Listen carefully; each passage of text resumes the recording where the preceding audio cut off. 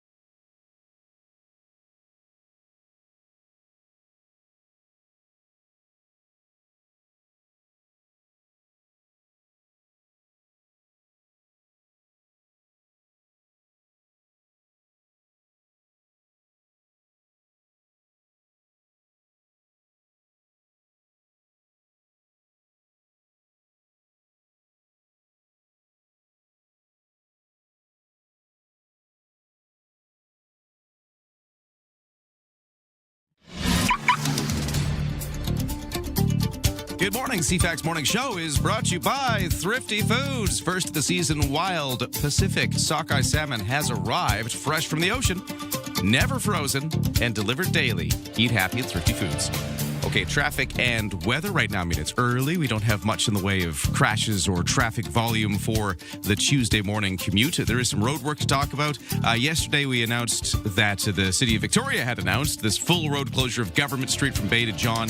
That is still in effect. In fact, it's 24/7, and it goes for another month as they do some underground utility work there. So that is just a thing to mention again. New one, though. Hendry and Belleville Streets closed eastbound from Quebec to Oswego. So this is in James Bay right there. This is part of the Belleville terminal, the ferry terminal they're working on there. They've got some continued road work there and delays. For BC Ferries, no sailing waits right now. And for the weather, let's get into that. Mix of sun and cloud today. A little breezy off the Juan de Fuca Strait, where it'll be a bit cooler today. However, a high of 28 degrees and a humidex of 30 is the temperature otherwise, if you're not by the windy Juan de Fuca Strait, which is pretty much exactly yesterday's forecast. So if you remember yesterday, you know what today's weather's going to be. But then we're seeing clouds kind of rolling in a bit more so tonight, lows to 12 tomorrow.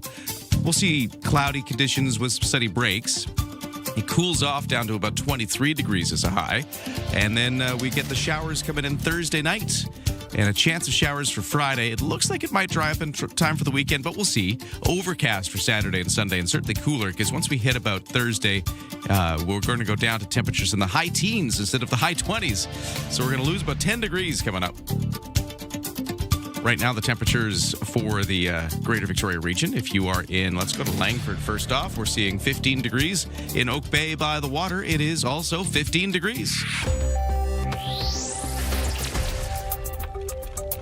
On the markets, opening bells are still coming later this morning. So let's take a look at how yesterday closed off for North American stock markets with Aaron Sousa. Canada's main stock index climbed yesterday, led by gains in basic materials and utilities. Toronto's S&P TSX was up 144 to 35,002. In New York, the Dow rose by 148 and the Nasdaq lost 351. In Tokyo, the Nikkei gave back 2,500 points. The Hang Seng in Hong Kong lost 432. Our dollar is trading at 70 and 54 cents U.S. 7 Williams Treaties First Nations will become part owners of a new nuclear reactor project in Bowmanville. That's thanks to a $700 million loan guarantee from provincial and federal governments. Ontario's energy minister calls it a first-of-its-kind deal. Air Canada has ratified new contracts covering about 285 finance and clerical employees. Meanwhile, talks continue for 1,100 maintenance and service workers. And south of the border, federal regulators will investigate Tesla after a Model 3 crashed into a home in Texas, killing a 76-year-old woman inside. The probe will focus on the vehicle's self-driving system. From the Canadian Press Business Desk, I'm Aaron Sousa.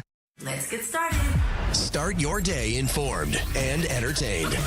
Ryan and Lisa, mornings on CFAX 1070. Hello, welcome to the day, welcome to Tuesday, and welcome to CFAX 1070 as we get things going here. We've got Lisa on the news desk. Good morning, Lisa. Doing my newsy thing. Doing your newsy thing, and we got lots of stuff going on in the news. We'll be talking about it, of course, on the program.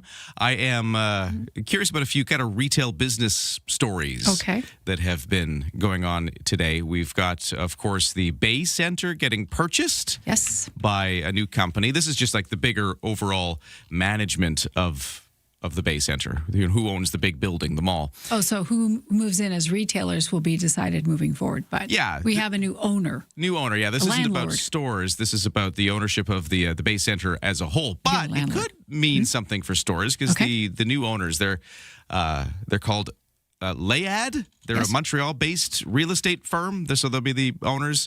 It was, I think, Manulife, like the investment arm of Manulife that owned it before. So it's that kind of thing. But this new thing says that they're interested in, quote, experimental tenants.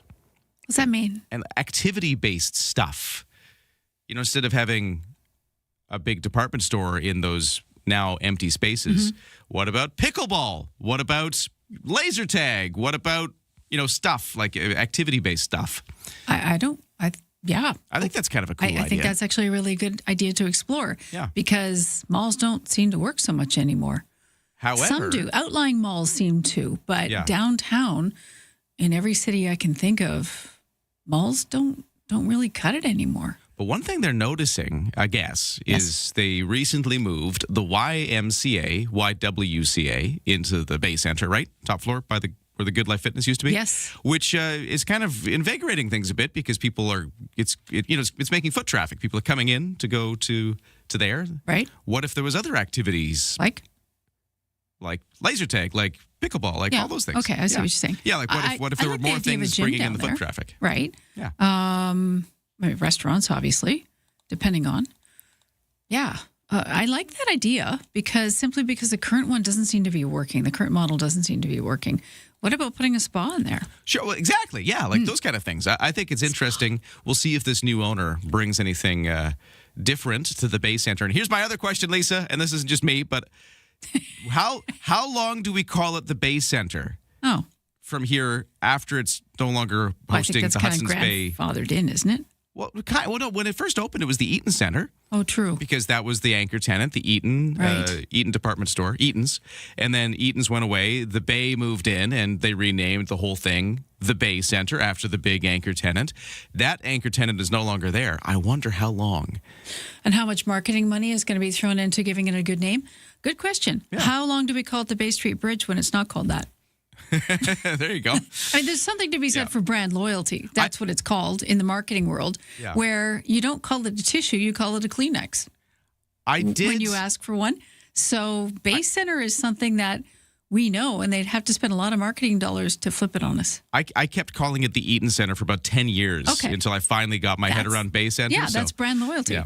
Oh, one other thing, just sort of when we're talking about retail moves, so that's one big new thing in the news when it comes to the Victoria's kind of business landscape. The other one, and you pointed this out to me this morning, you noticed on social media, the Ross Bay Pub is closing. I'm very sad. So this is post on, I think it's on the Instagram, I have it here. It's on Twitter too. Important announcement, Ross Bay Pub. To our valued customers, it is with mixed emotions that we announce that Ross Bay Pub will be permanently closing on June 26th. That's soon. That's this weekend. Right? What is that? That's Friday. Carry the 7th Friday. Friday's your last day, so if you want to visit Ross Bay Pub, you've got to do it. I guess maybe they'll have a wing ding on Friday and then close at midnight. I'm not sure, but I know it's been struggling for a little while. I've gone there a few times because I'm in the Fairfield neighborhood, and it's a really big space inside, and I've never seen it really full. Maybe on the weekends, they get dinner and stuff, but it's unfortunate. You talk about retail landscape changing and everything sort of shifting. Well, there's an example of, it's a pub and it just couldn't cut it. Maybe it's location partly. Maybe it's the turnover of the neighborhood. People looking for something different. I don't know, but it's too bad because it is another landmark. I don't know how Ross Bay's been open, but quite a while. Yeah, it's been there for over 20 years easy. Oh, for sure. Yeah. No, it's more. It's a staple of the neighborhood there in Fairfield as you approach the Oak Bay border. And the Ross Bay Pub has announced that they will close last night on Friday. At 6:18, let's get to the headlines. Here is Lisa. Well, something that's opening, that new BC Transit Maintenance Training Centre. It's complete. The $7 million project financed by various levels of government, and BC Transit renovated a former tire storage area in the Victoria Transit Centre. That new facility accommodates a single battery electric, compressed natural gas or diesel bus, a double-decker bus, and other training aids that provide hands-on training activities for drivers and otherwise. Ship traffic has picked up in the Strait of Hormuz since Iran and the U.S. signed that interim deal to end the war. That's constricted global oil supplies, but questions swirl around control of the waterway, and tolls to cross it could interfere with ongoing negotiations. Last week's provisional agreement allows Iran to maintain and manage the strait while holding discussions with Oman and 6 other Gulf states on the passage's future administration.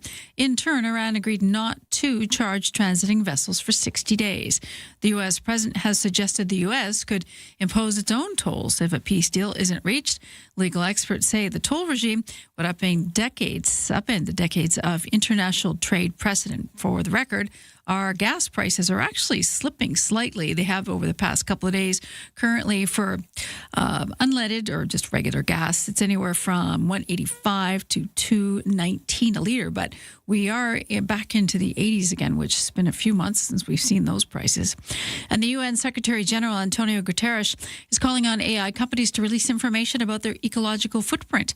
Speaking at the London Climate Action Week, he proposed the AI Environmental Transparency Initiative that would help measures to disclose the impact of the increasingly in-demand technology. The carbon produced and the water required to power AI have been cited by opponents as a reason to curb rapid growth of data centers. Guterres said the AI companies should also commit to powering their facilities through electricity produced by renewable technologies by 2030. That is your news to 620. Thank you, Lisa. We'll check traffic and weather in a moment. If you see anything out there causing trouble, text us at 71010. People are also texting about, we were just talking about the old Eaton Center / now Bay Center. Maybe it'll change names again. / something else. New owners in the news, and they are talking about maybe doing something different with those big empty former Bay Center, or I should say Hudson's Bay department store floors. Yeah. This texter says, what about an indoor zip line? I like that. Oh, that's kind of cool. I would do an indoor zip line. That'd be fantastic. A gym or something, just a jungle gym. Do like wild play, but inside. Right. I like it. Some kind of family thing. This texter cool. This texter says, to me, it'll always be the old Eaton Center. Yeah, I still sometimes accidentally call it that. I'm with you, texter. I guess it's fine. Old habits die hard. We'll check traffic and weather just in a moment. Stand by.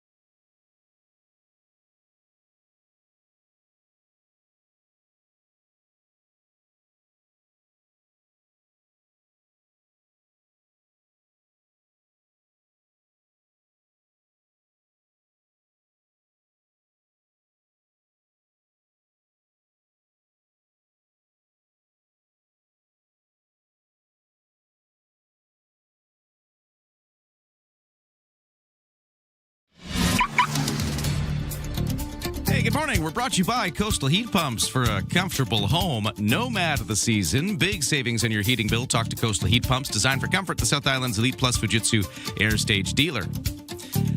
Let's check CFAX traffic and weather. There's nothing much on the roads right now. It's fairly much. It is pretty much smooth sailing.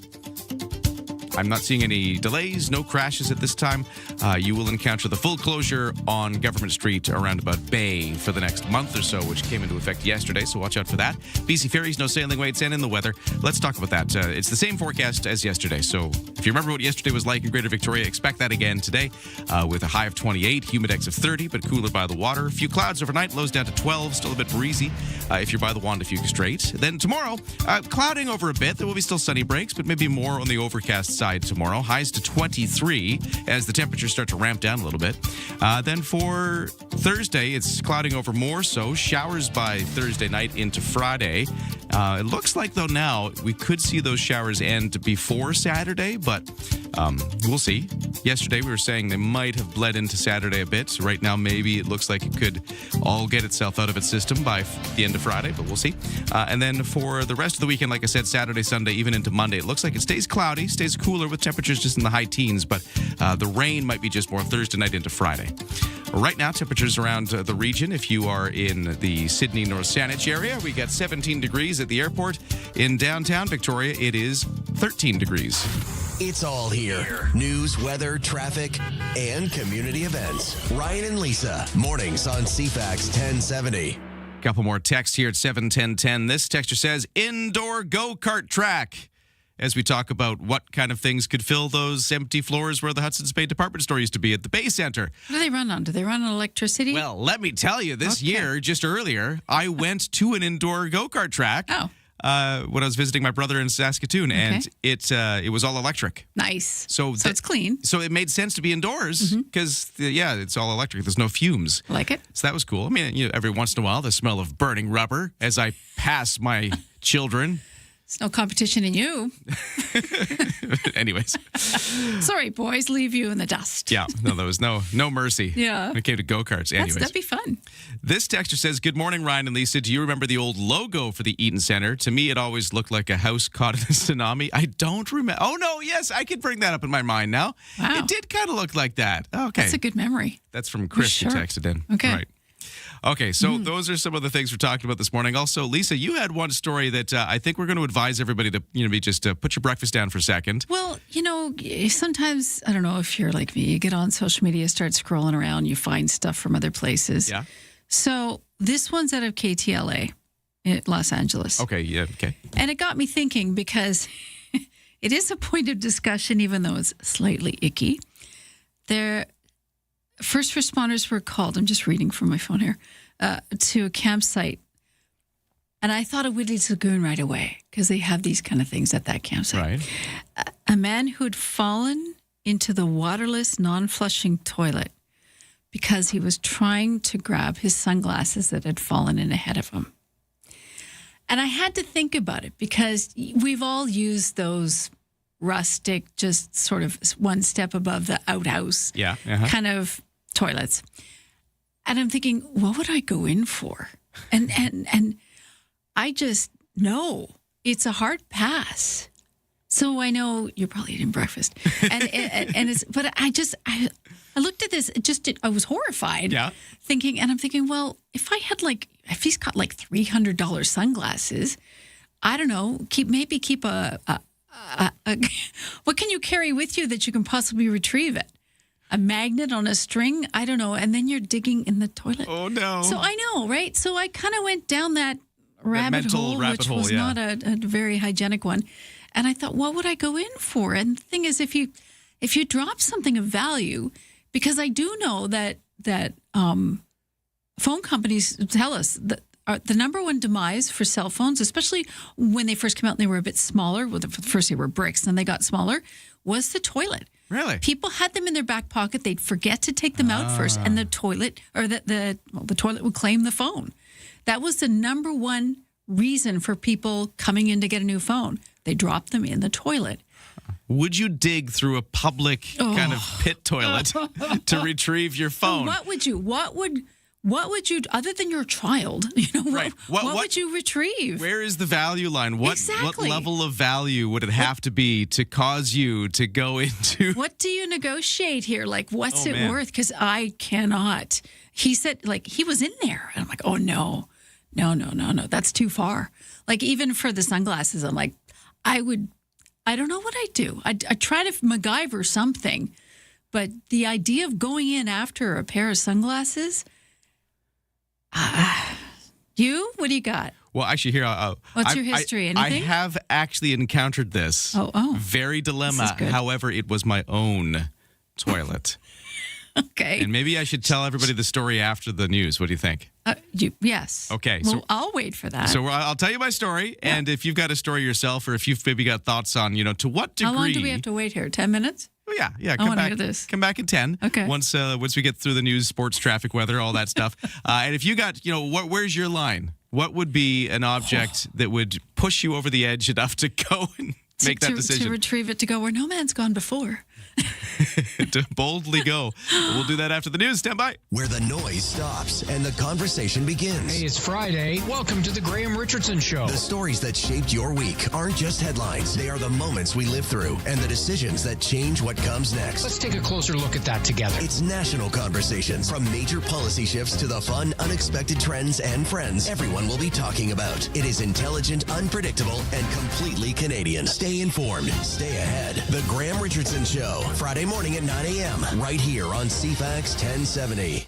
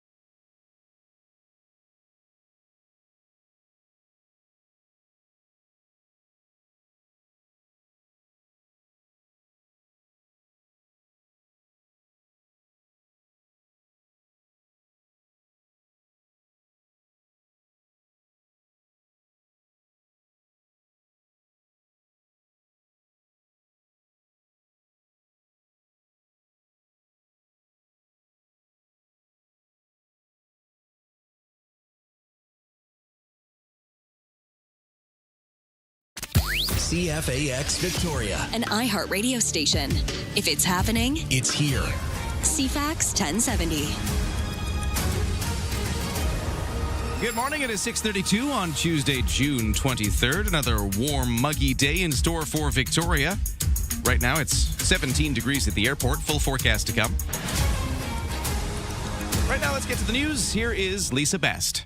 Thanks, Ryan, and good morning. Nanaimo, one of 3 communities locally that have hosted the Chronic Property Offending Initiative. Victoria will be one of a dozen additional communities locally to get special teams to crack down on some 420 offenders responsible for much of BC's street crime. Solicitor General Nina Krieger spoke about the program yesterday. Small-scale pilot program to deliver targeted enforcement and coordinated supports to individuals who are involved in offenses like theft, shoplifting, vandalism, and street disorder. These pilots were run right here in Nanaimo and also in Kelowna and Nelson. We are investing $16 million over 2 years to create 12 new repeat offending hubs across British Columbia. These new hubs will provide enhanced supervision, enforcement, and coordinated supports to keep businesses and streets safe. The teams are comprised of police officers, prosecutors, and probation officers, among other staff. The Independent Investigations Office looking into the arrest of a man in Port Alberni earlier this month. RCMP officers responded to a possible domestic disturbance June 12th around 3 in the afternoon on Burke Road. Officers arrived and located a man running down from the residence. He was injured during an altercation with police while being arrested. Shock, sorrow, outrage continues to resonate through the city of Montreal. 3 people, including a police officer, have died. Another female police officer has serious injuries. A shooting incident late yesterday morning in a neighborhood west to the city's downtown. CTV's Jean-Viens Bonchemin has the latest details and reaction. Montreal police officer identified as Mohamed Lamine Benredouane, 34 years old, 5 years of service. A female officer was also seriously wounded and a civilian killed. The suspect was also pronounced dead at the scene. It's a nightmare, but we have to be solid. We have to be solid for our lady police officer who survived. Someone reported the barrel of a gun protruding from the window of a hotel. Officers rushed to the scene. Officials later confirmed the shooting was not connected to terrorism, but they say they did discover a more than 100-page manifesto written by the gunman in which he wrote about incel ideology, the porn industry, and anti-police themes that encouraged violence.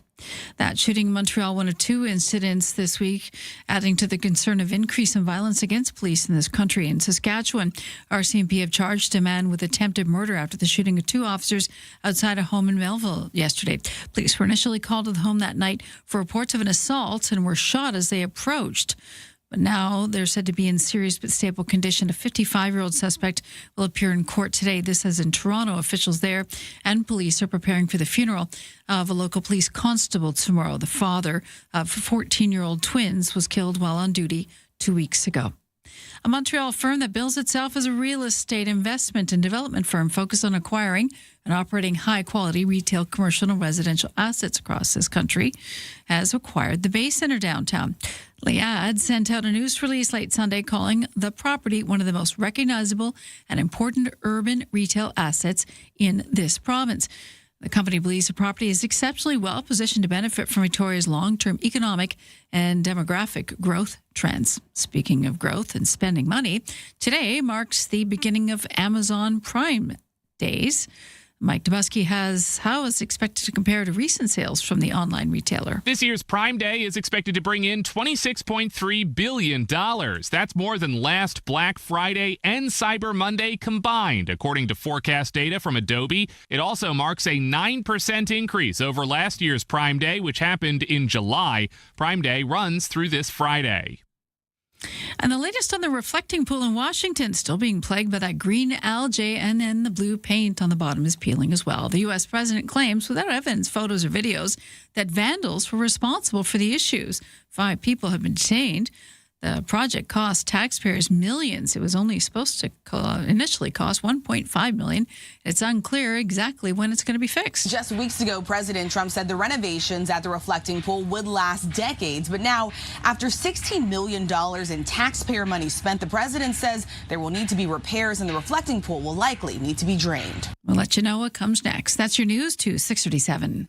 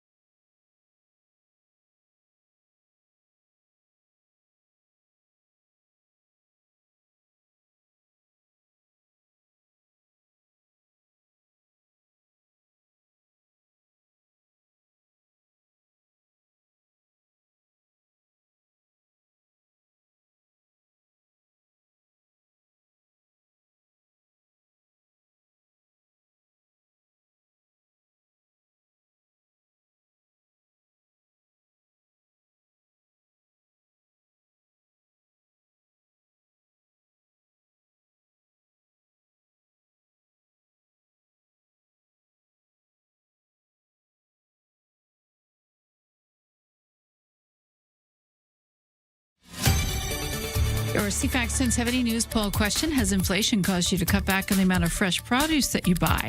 52% say yes. You can vote now at CFAX1070.com. Also on the iHeartRadio app. I'm Lisa Best. Your news time is 6:38. Thank you, Lisa. We have 17 degrees right now at the Victoria International Airport, heading towards that warm high of 28, even warmer with some humidity again, a humidex of 30. This is the same forecast as yesterday, so that's what you can expect again today.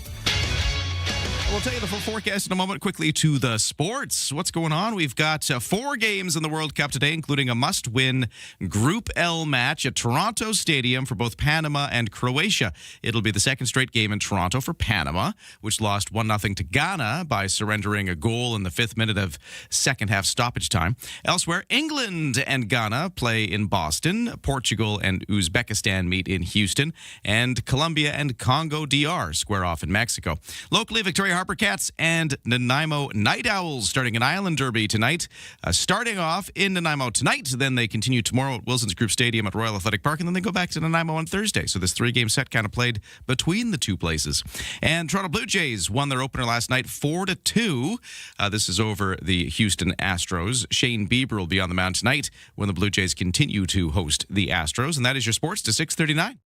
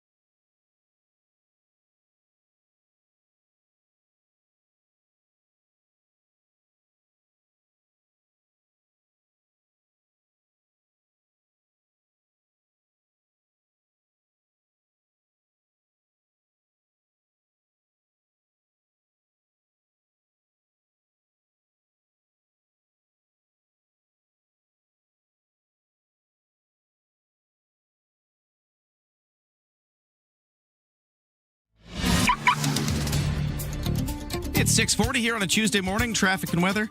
Traffic looking pretty typical right now from the West Shore into Victoria. No crashes or problems at this time. You can text me at 71010 if you see anything that's causing issues. Nothing downtown. Major routes like the Malahat and the Pat Bay are all looking fine too. It is a problem-free start to the day. Let me know if I'm wrong. For BC Ferries, no sailing waits. And for the weather forecast, just like yesterday, it's going to be warm and sunny and muggy today. Highs of 28, humidex of 30, but cooler by the windy one to Fuca Strait. And then a few clouds tonight, lows down to 12. Tomorrow, we do start to cloud over a bit. We'll cool off down to 23 as a high, and again, cooler by the water. Then Thursday, cloudy with some showers by Thursday night into Friday. And temperatures by then are only topping out at a high of around 18, 19 degrees. And then that's going to be just the warmest it gets from Thursday, Friday, Saturday, Sunday, kind of through that whole stretch with overcast skies for that block of the forecast. But the rain looks like it does sort of end by the end of Friday and then into Saturday, Sunday. It's still overcast and cooler, but maybe dry. Maybe. We'll see.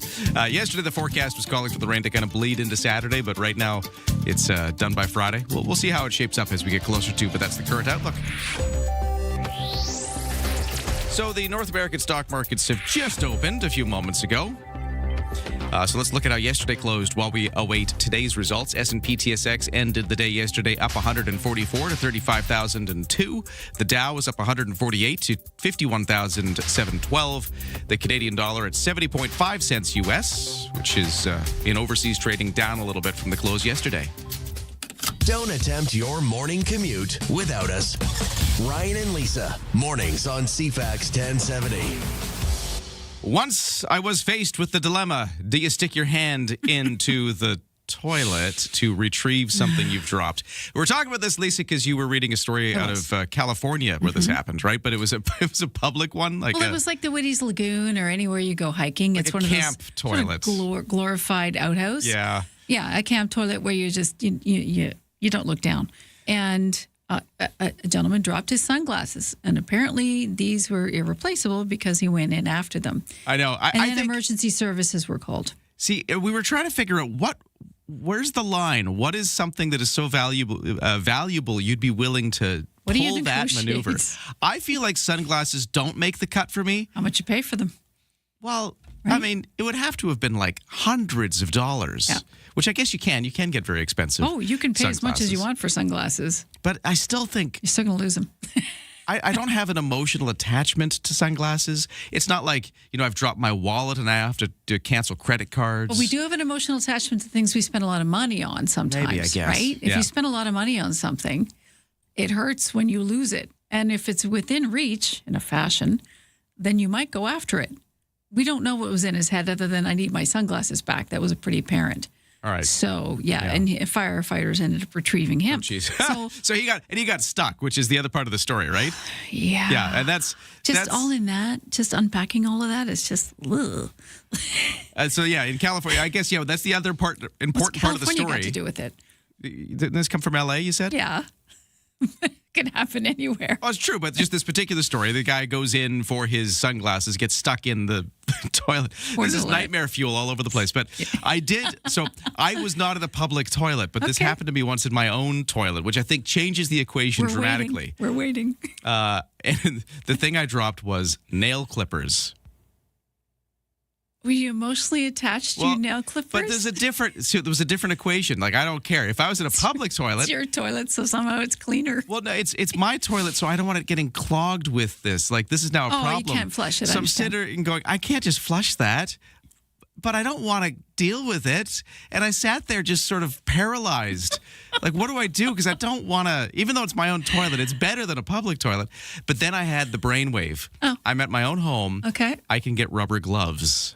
Wow. And that was my solution. So that was that we okay. That's how I solved that. That worked. Do you wear rubber gloves when you clean your toilet? No, but I usually don't kind of get that far into there. You got the brush. You use the brush for that part of it. Got it. Okay, got it. So you don't want to flush something like that because it's going to cause a bigger problem than you already have. Understood. However, if I dropped nail clippers in a public toilet, obviously, no, that's just gone. Texter here at 71010 weighing in on this says, there's no going in, lol, from Mel. So there's just nothing is valuable enough. Hard pass. Yes. Then this texter at 71010 says, let's see here. Oh, good morning, Ryan and Lisa. A coworker actually lost his phone down one of those loos, and he did retrieve it. It was years ago, but to this day, we haven't let him forget it. No kidding. He's probably got a really choice nickname. Here's one. My father-in-law worked for Campbell Construction, used the outhouse on a job site, had all his keys clipped on his belt, and they fell in. Oh, no. That's like all the work keys? Okay. So he put a Glad garbage bag up to his shoulder Oh, no. and dug through until he found his keys. But hey, I actually appreciate that. That was kind of, it's not quite rubber glove, but it's That's the good same enough. idea. Yeah, At least you're not you going want a barrier. raw in there. Yeah. The guys on the job site thought it was hilarious and put a fishing rod and hook on the outhouse on the next day. You know, there's something for that. If the guy that lost his sunglasses in California had a fishing rod and a hook, he could have easily retrieved them. Ain't that something we should have established at outhouses moving forward? Fishing rods, just in case. Well, Love it. Yeah, just something to sort of, and also maybe we could put some garbage bags out, right? The little dog bags, those ones, they don't cut it. Yeah. That's not big enough. But things to consider when you want to be a happy camper. What's the line? How valuable would something have to be for you to go in? It's 6:46. What else is happening in the news, Lisa? Metro Vancouver transit bus drivers and their employer reaching a tentative deal on a new contract that would prevent a possible strike. Unifor Local 111 and 2200 are not releasing details on the proposed deal until it's ratified, but says it recognizes the essential work that they do. Coast Mountain Bus Company President Michael McDaniel says the agreement includes improvements in wages, working conditions, and benefits. Back in May, the workers, voted 99% in favor of strike action after months of bargaining and it not going anywhere. BC Police Watchdog looking for witnesses to the arrest of a man in Port Alberni back on June 12th. The Independent Investigations Office says our officers were called to a possible domestic disturbance in an area home. They say they saw a man running for the residence. He was arrested by officers but was injured while interacting with them. Investigators would like to speak with anyone who saw the incident who may have any video footage of it.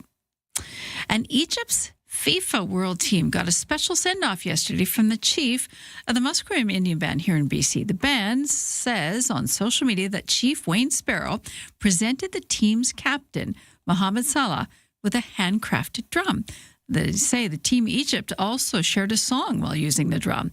As we know, Egypt defeated New Zealand 3-1 on Sunday in the first ever World Cup victory. We were also determined with that game that Egyptian fans are just as crazy as the fans of the Saskatchewan Roughriders. Well done, Egypt. That is your news to 648. Couple more texts here on our very important topic. How valuable would something have to be for you to go in to the public loo to retrieve it? This texter says, I lost my phone in the keel of my boat. To reach it, the boat had to be lifted out of the water. Then I drilled a 5-inch hole in the hull to reach the phone. Not a good day. Although, I don't know. It's different than the toilet. It's a whole different set of, mental metrics to weigh. But that's cleaner. It's cleaner, but still having to go the distance to retrieve something of that value. And the thing is, our phones are. You talk about something of value. It's not like you're going to will your phone to your grandchildren. But it's still something of value. It's something very personal to us. It's like losing your wallet. Yeah. This texter here says, I think if it was a $10,000 ring. So $10,000 is the amount that this texter is putting on that decision. I'd figure out something for You'd go in for 10 grand. That seems reasonable. I don't know if go in is kind of a, that sounds really committing myself, but I would figure something out. I would MacGyver something. Right. I don't know. Tree branch. I don't know. It all depends. Of course, we're talking about a guy from California who got stuck going in after his sunglasses. Yeah, fully stuck and had to be retrieved by officials. And the embarrassment too, right? Did he get his sunglasses? I hope so. I'm sure he must have. Still, every time he wears them, that it's got to be a trigger. All right, we got to take a break. Traffic and weather coming up, and then we're going to talk a bit more about what's happening with the Victoria Pride Society for Pride events that are going to be taking place, really ramping up July 1st through the 12th, culminating in the big Pride Parade we do every year, which is always a fantastic parade through the streets of Victoria. So what we need to know about all of this coming up next. From CFAX 1070. Here's what's happening around the island. Downtown Victoria is alive with free soccer-themed events, live match screenings, and more. Details at downtownvictoria.ca. Celebrate summer at the 59th Annual Saanich Strawberry Festival, Sunday, July 5th, 11 to 4 p.m. at Beaver Beach at Beaver Lake Regional Park. Get more event info at CFAX1070.com. If it's happening, it's here. CFAX 1070.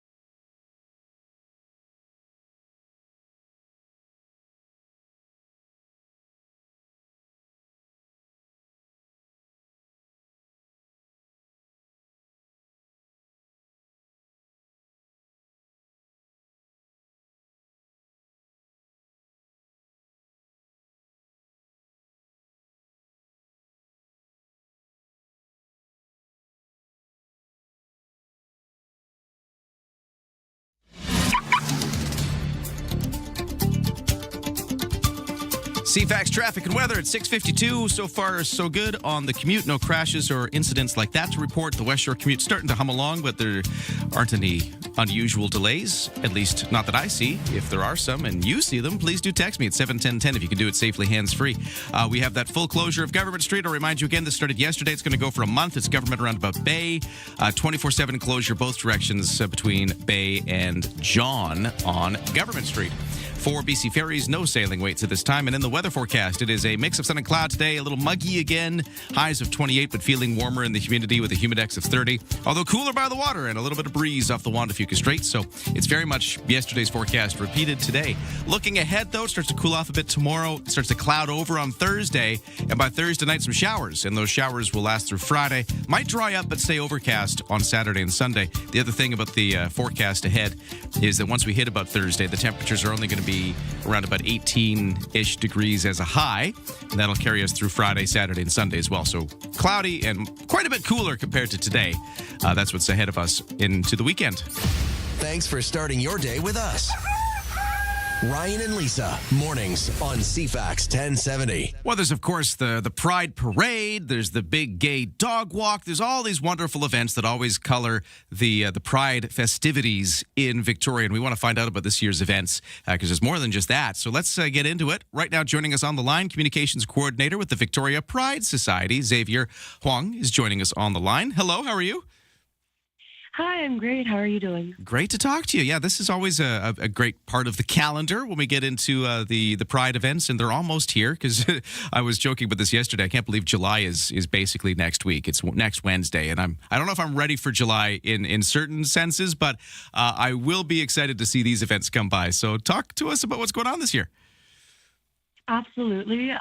Similar to what you said, starting July 1st, we're going to be kicking off with our Memorial Drag Ball game. This is taking place at the Vic West Park from 12 p.m. till 3 p.m. on July 1st. Just to talk a little bit about the Memorial Drag Ball game, it began in the early 1990s Kevin Harney pitched the idea of having a tits and mitts baseball game to the Garden City Softball Association, and this essentially led to a annual concept where a team of drag queens would play a team of lesbians, and from then on, drag ball was kind of formed for the Victoria community. And it also is important to note that this happened during a time when a lot of community members were grieving loss because of the HIV/AIDS pandemic. So while drag ball is a moment of lots of fun, communities coming together, seeing some people play some amazing baseball, it is also a moment where we kind of remember the loss. Moving immediately on from that, right after our drag ball is the Pride in the Word. Pride in the Word is Canada's largest Pride literary event.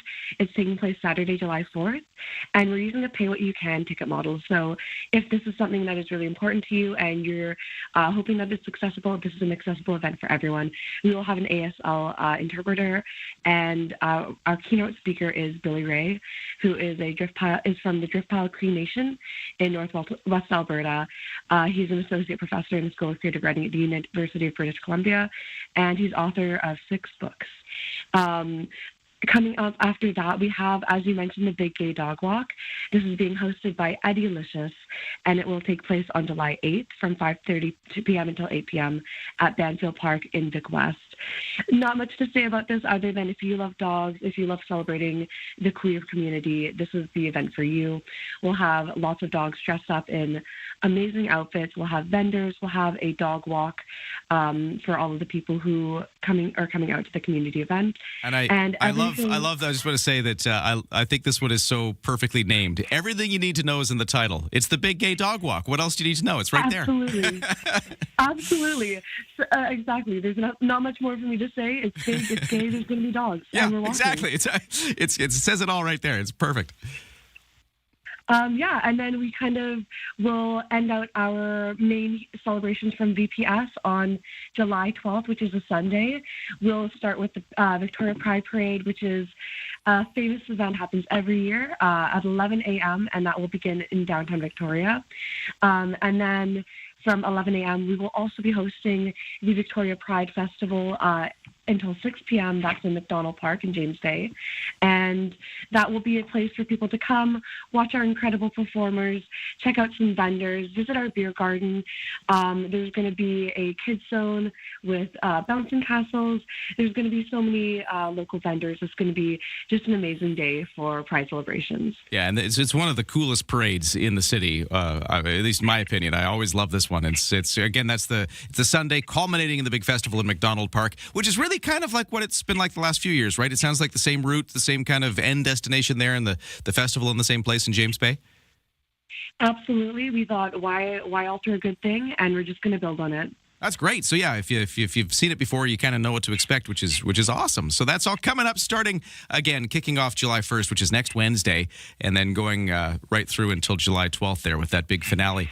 There you go. The Pride festivities about to begin in recognition of Pride Month in Victoria. We've got communications coordinator with the Victoria Pride Society, Xavier Huang, on the line. Thanks so much for talking us through the schedule here. Thanks so much for your time. All right. We'll take a quick break. 7 o'clock news coming up. Lisa's got your top stories of the day. We'll talk about what's happening at the World Cup in sports. Everything you need to know to get this Tuesday kicked off is coming up.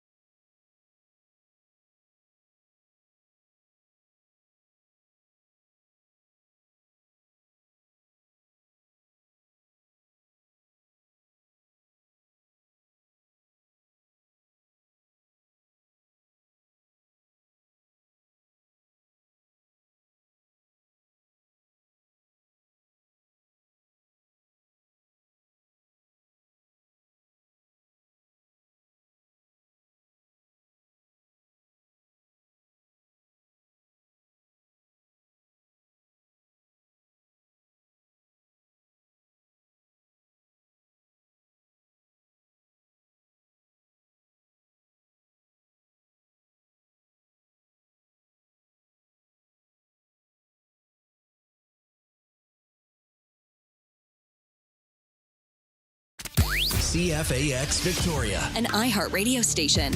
If it's happening, It's here. CFAX 1070.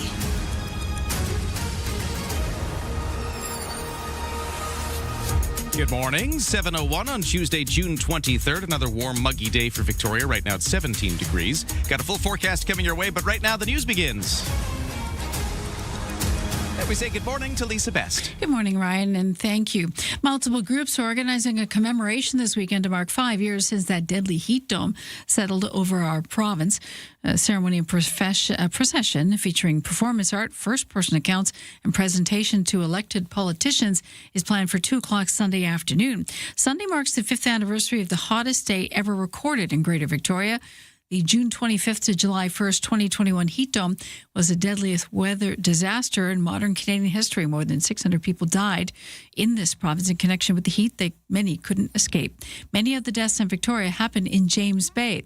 And the commemorative walk from Ogden Point along Dallas Road to Mile Zero is a reminder.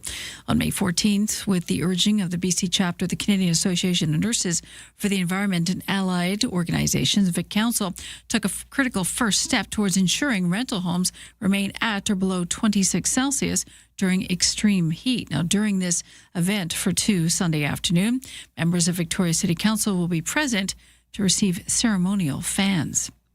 A BC government pilot program tested in 3 cities, including Nanaimo, is being expanded province-wide. $16 million being spent over a 2-year period to launch what's called the Chronic Property Offending Intervention Initiative. Police have said that a small number of people, just over 400, have caused a disproportionate amount of property crime, and the new teams will focus on involving in such offenses. The government says the program will create 12 regional teams of police, prosecutors, and probation officers, among other staff, for those who need additional supervision and support based on their criminal history and risk. UN Secretary General Antonio Guterres is calling on artificial intelligence companies to release more information about carbon, water, and land use to power their systems. I'm calling on every major AI company to measure and publicly disclose the full environmental impact of its systems, carbon, water, and land footprints, and commit to power every data center with renewable energy by 2030. No more hidden costs, no more shifting the burden onto those least able to bear it. It's time to come clean. Well, since the flesh-eating pest that was detected near the U.S.-Mexico border first reared its ugly head on June 3rd, the number of New World screwworm cases has risen to 16. ABC's Jim Ryan says agricultural and animal health experts are taking their flight to the sky. On a South Texas ranch, those on the front line in the battle against New World screwworm show off the drones that are buzzing over ranches and open fields. Being able to look at animals that may have different behaviors or possible infestation. Rear Admiral Michael Schmoyer is Washington's New World Screwworm Directorate. Drone-mounted surveillance gear can detect whether wild or domesticated animals have open wounds and possible screwworm infestation. Jim Ryan, ABC News.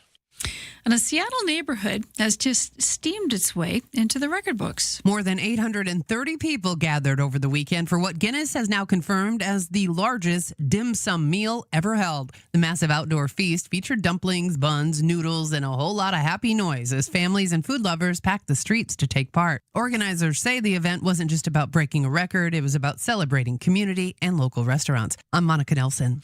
And that is your news to 7:05.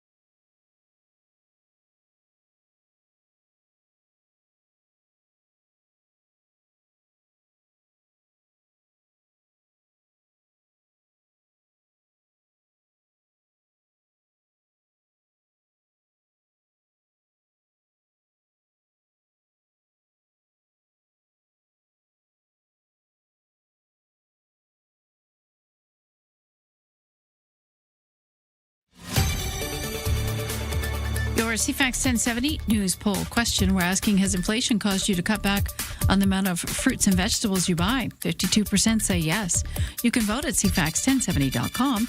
Also on the iHeartRadio app. I'm Lisa Best, your news time, 7:06. Thank you, Lisa. 17 degrees right now, heading towards a high of 28. Feeling warmer in the humidity, but feeling cooler by the water because it's Victoria, and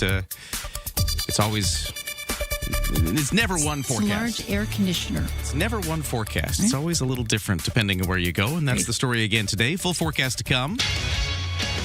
Over to the sports. Let's talk about the Victoria Harbour Cats and the Nanaimo Night Owls. Those two island baseball teams are going at it together. They're doing a little island derby starting tonight. The first one is in Nanaimo tonight, then tomorrow at Wilson's Group Stadium at Royal Athletic Park, then back to Nanaimo on Thursday. So Harbour Cats, Night Owls. It's the battle of the island teams starting today. In the majors, Shane Bieber will be on the mound for the Toronto Blue Jays as they host the Houston Astros again. The Jays right-hander, who has been sidelined since spring training with elbow inflammation, will be there on the mound up against right-hander Peter Lambert for the Astros. Jays won last night's opener 4-2, by the way, and have won 5 of their last 6. Now over to the World Cup of Soccer. I know there's a lot of England fans in this town, so this is one of the days that England gets to play in the World Cup. They're going to face Ghana, and it's taking place in Boston.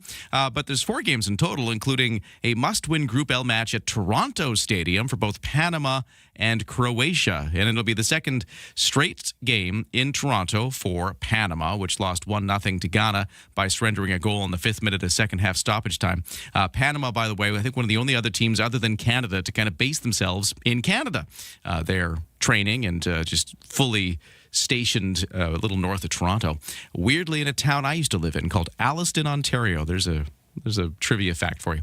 CFAX 1070 sports time is 7:08. We got your traffic and weather updated next. Any problems out there? Any crashes, accidents, weird delays, or maybe things that are weirdly moving well? You can let us know at 71010.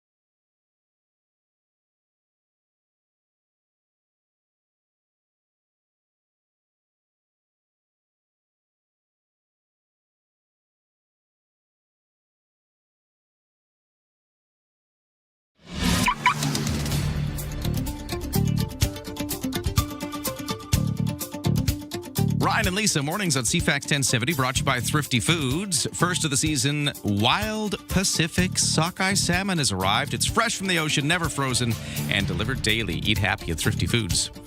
Okay, on the roads, it's looking very clear out there. We've got the usual volume delays starting to build up from the West Shore, although I will say it is looking pretty good. Maybe a little lighter than it can be for a Tuesday morning commute. We have the full closure of Government Street from Bay to John. That is still happening both directions. That'll be the case for the next month. And for the BC Ferries, no sailing waits right now. 8 o'clock sailing is coming up next. It is only about half full for the vehicle deck space. The weather forecast, there's lots going on here, so let's unpack the weather. So today it's the same as tomorrow, as yesterday. So if you remember yesterday, mostly sunny, warm, kind of muggy, cooler if you went by the Wandafuka Strait with a bit of a breeze. That's the story again today. The official high will be 28 degrees. We have a few clouds tonight, lows to 12. Then tomorrow it starts to cool off a bit, starts to cloud over a little bit. Highs will only get to 23 tomorrow. Thursday, overcast and showers by evening. Temperatures only getting to a high of about 18, 19 degrees. Friday, still some showers. Highs of only 19 in the clouds. Saturday, Sunday, cloudy. Temperatures in the high teens. So, yeah, we're heading into a cooler, cloudier, and in some cases, wetter patch of weather, but we still have this heat to get through today. Right now, for the temperatures around the region, if you are in Saanich, kind of near the University of Victoria, we're seeing 19 degrees already. In View Royal, it's 16. Let's get our first look at the North American stock markets now that things are underway. S&P TSX in Toronto has started the day down 188 points to 34,814. The Dow in New York down 111 to 51,601. Canadian dollar is down a little bit to 70.5 cents U.S. And we haven't checked the barrel of oil in a while. The West Texas Intermediate crude, that barrel of oil everybody follows, down 90 cents on the day to $72.96 U.S. a barrel. In the kitchen, in the car, and at the office. Ryan and Lisa, mornings on CFAX 1070. Take us with you. Listen live on the free iHeartRadio app. Well, in the news, the Bay Center Big Mall in downtown Victoria has new owners. It has been purchased by a group. They're called Layad. They have been purchased from, I think, Manulife, the big investment kind of arm of Manulife owned it before. So this new group that owns it is talking about what they hope to do with the Bay Center, including maybe finding some interesting things to do with the big empty void which was left behind when the Hudson's Bay went out of business. And they filled a bit of it at the bottom floor, but there's still so much of it still open there. Yeah. And they're talking about trying to do more like experience things. Like instead of a store, what about things like, maybe you could put pickleball in there. Maybe you could put, I don't know, some kind of entertainment option in there. That's one of the things that they're talking about. It's got us thinking about this as well. And this texter at 71010 says they've got some ideas for the old Eaton Center. 5 and 10 pin bowling alleys. That's kind of cool. Actually, I wonder if that would fit because it's, that's a big, long space. I kind of feel like that space could be long enough for a bowling alley. I think it's the amount of renovation they would have to do as well in order to, you'd have to look at the dollars and cents. It's like, well, how much renovation we have to do and would we be able to recoup that cash? Would we get enough people coming in to enjoy that, to pay the bills? Texter goes on to say, what about a music studio or recording studio with a stage or a theater for live productions? What about a museum, some kind of local museum? Yeah. Another suggestion is a hospital. Huh. Good one. There's all kinds of things you could stick in there. Or some kind of emergency services, yeah. And the thing is, it's so central, too, with all the tourists. Like, we have thousands of people coming through our city almost daily now with the cruise ships coming in. So that is tourist central downtown there. So if we could get tourists in to spend their money on something cool, benefit for us. Oh, and now this has happened, Lisa. This was going to happen. Okay. It had to happen, and it has happened. What is it? The texter has mentioned that it's the perfect location for IKEA.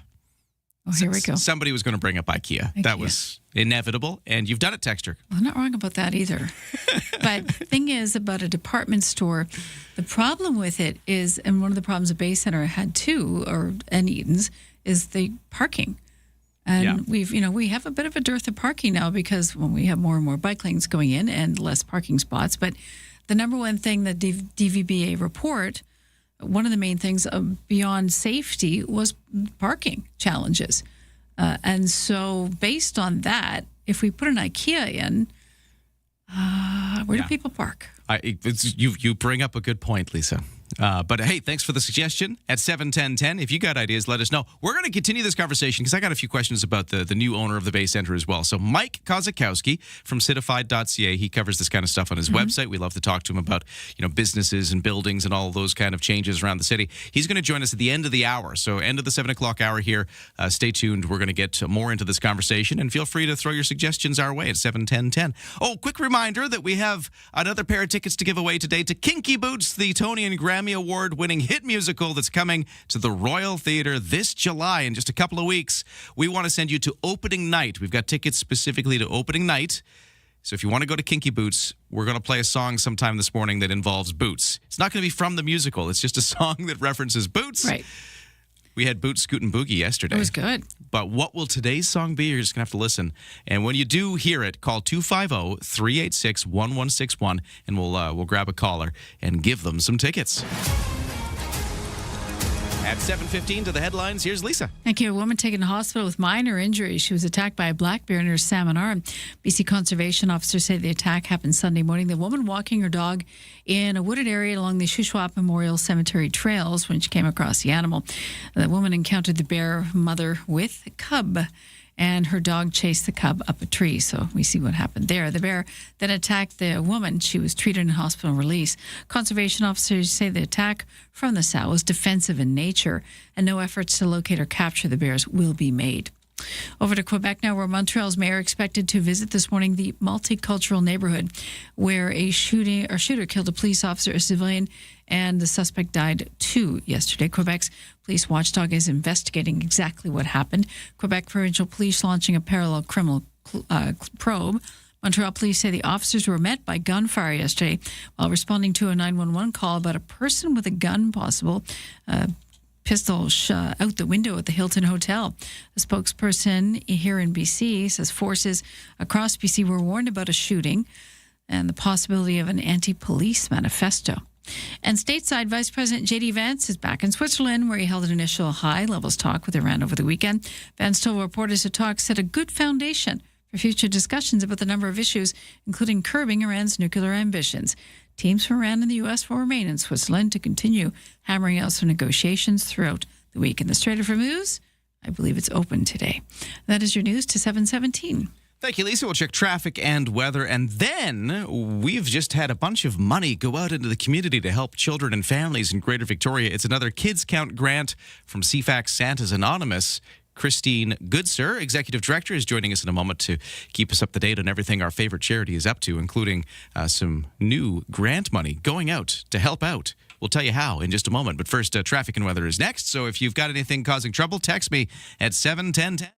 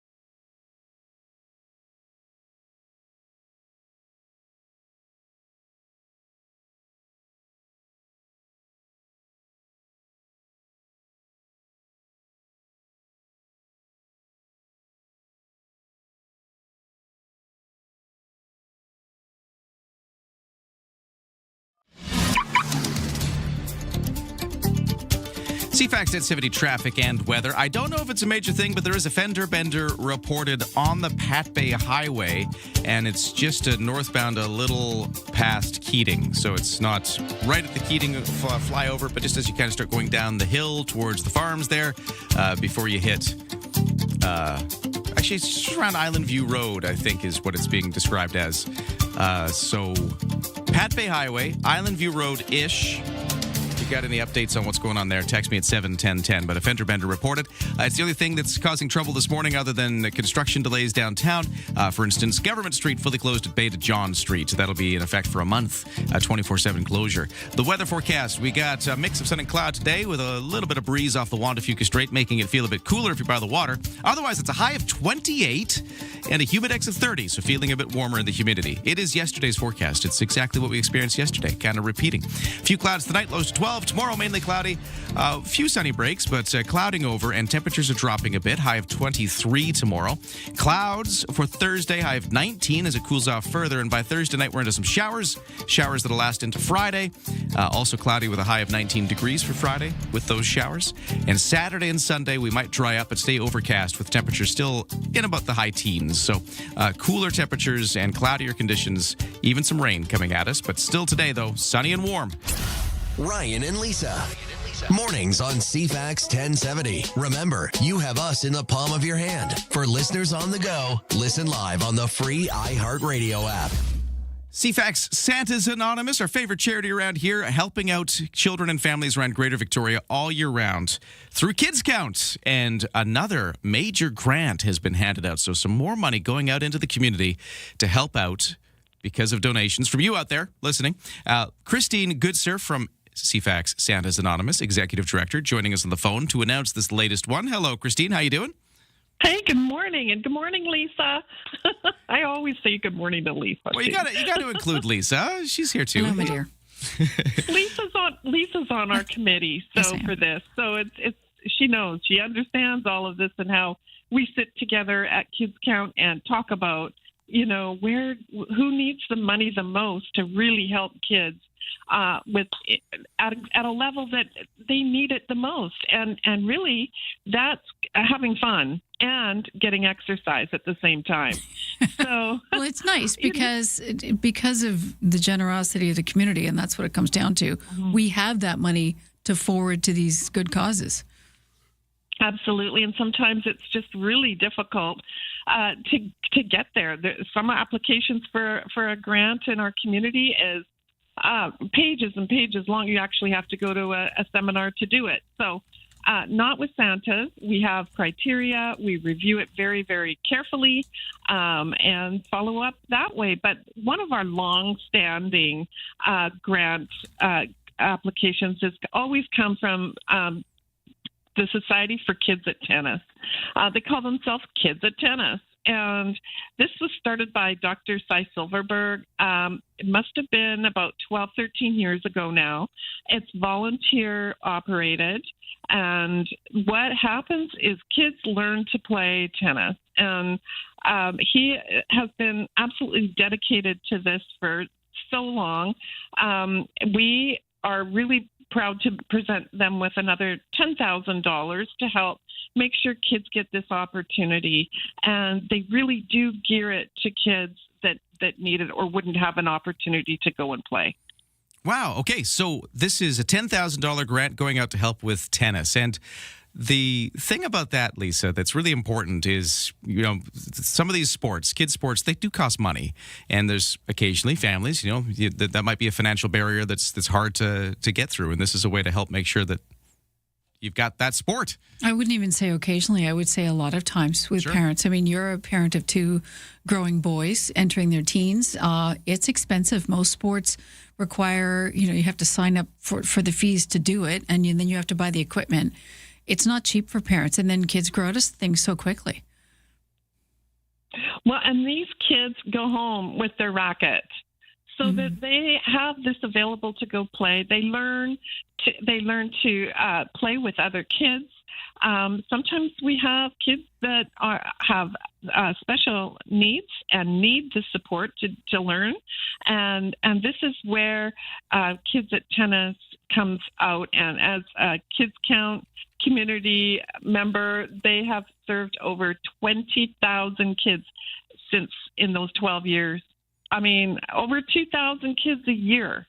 They help learn how to play tennis, and this is really important for our kids to have that exercise, to have that sense of community and mental well-being, and of course, kids in a chronically low income situation this is an opportunity to really have some fun. Well, there you go. It's another way your donations help out in the community. Kids at Tennis, that's what's going on here, and we're helping them out, making sure that kids get a chance to get out there and play sports, in this case, tennis. And it's all powered by Kids Count from CFAX Santa's Anonymous. And you know what's cool about this, Christine, is if you want to donate to CFAX Santa's Anonymous, of course, we have our Christmas program and our big Christmas radiothon here on the radio, and there's all of that stuff. But you can donate year-round through the CFAXSantas.com website. And if you do that through Kids Count, you can actually sort of earmark your money for things like sports. If kids' sports is what's important to you, you could donate exactly to this kind of thing. Or maybe you're doing food security, or maybe you're doing, a number of other different ways your money can help children and families in the community by going to CFAXSantas.com. And it directly goes to that funding focus. So this is a great way to support something that you truly are interested in, and it helps kids. That's what we want to do in our community. You can also split the money too, which is neat. If you go to the website, you can kind of like play around with all these options. It's a neat interface. Even if you're just thinking about it, you can go and check it out and play around. Yeah, you and Lisa did that in the office, and it's very simple. I mean, in this case, it's mental wellness and physical fun. And so that's where you could split your donation. So it's a wonderful way to make sure that what you want to support is supported. It's another Kids Count announcement from CFAX Santa's Anonymous. Christine Goodsir is the executive director, and we always love talking about what's going on with our charity here. So thank you so much for joining us, Christine, and have a great day. Thank you, too. Have a great day. Thank you. All right. Texters at 71010 have been weighing in on the other topic we've got going on this morning. Somebody mentioned, could we put an IKEA at the Bay Center? And this texter says, an IKEA store in Greater Victoria would be wonderful. However, it needs enough parking to load and unload furniture. It would have been great at the old Sandown Plaza in North Saanich, says this texter. Somewhere with an outdoor parking spot. Someone said that too, and I just said the parking. They said the underground parking at the Bay. It's not enough, I don't think. I mean, it would be a good start. And even if we could put an IKEA satellite in, even just one floor would be great. I'm just amused I just want my Allen key. I'm just amused that it only took about an hour for IKEA to get mentioned, because we're talking about the Bay Center, That's right, which has been purchased. It's got new owners, and the new owners are talking about what kind of new things could they stick into those empty floors that were left vacant by the demise of the Hudson's Bay store. And so texters have been suggesting all kinds of things, from indoor go-karts to, even the new owners of saying, like, what about a pickleball court or something? Right. They're just sort of musing at this point. Nothing's been officially confirmed. Dare I say that IKEA is akin to traffic circle? There you go. Yeah. You mention it, and it stirs the pot, and I love it. Thank you for joining the conversation at 71010. We're going to keep talking about that, by the way. Coming up before the end of the hour, we'll be discussing what the new owners for the Bay Center might mean. That's coming up in a bit. We've also got Kinky Boots tickets to give away. Wait to hear the sound of a song that references boots. And when you hear it, call 250-386-1161 to win tickets to that musical, which is coming up in just a couple of weeks. We've got opening night tickets to Kinky Boots. That's all coming. But right now, the 7:30 news is right around the corner. From CFAX 1070. Here's what's happening around the island. Downtown Victoria is alive with free soccer-themed events, live match screenings, and more. Details at downtownvictoria.ca. Celebrate summer at the 59th Annual Saanich Strawberry Festival, Sunday, July 5th, 11 to 4 p.m. at Beaver Beach at Beaver Lake Regional Park. Get more event info at CFAX1070.com. If it's happening, it's here. CFAX 1070.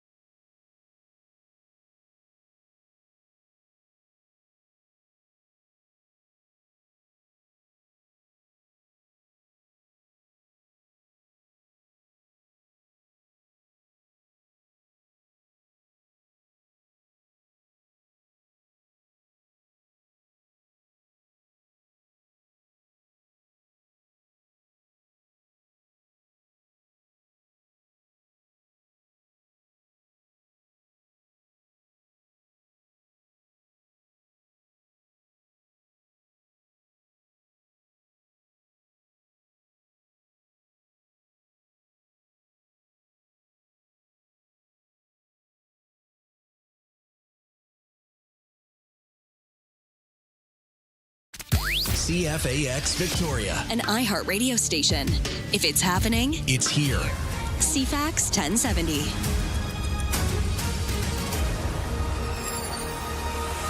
Good morning. It's 7:30 on Tuesday, June 23rd. We are looking at a warm, muggy day again today, much the same as yesterday, and we're already at 18 degrees at the Victoria International Airport. Let's get to the news. Here's Lisa Best. Thank you, Ryan. Good morning. Stage 3 water restrictions begin in the Comox Valley Regional District today. That means no lawn watering at any time, no washing of vehicles or boats other than in a commercial car wash or car dealership. Also, no pressure washing driveways or boulevards, no filling swimming pools, hot tubs, or garden ponds. The restrictions apply to all residences in Comox, Courtenay, Comox First Nation, and the Comox Valley Water Local Service area. The move is due in part to BC Hydro's flow reduction on the Puntledge River.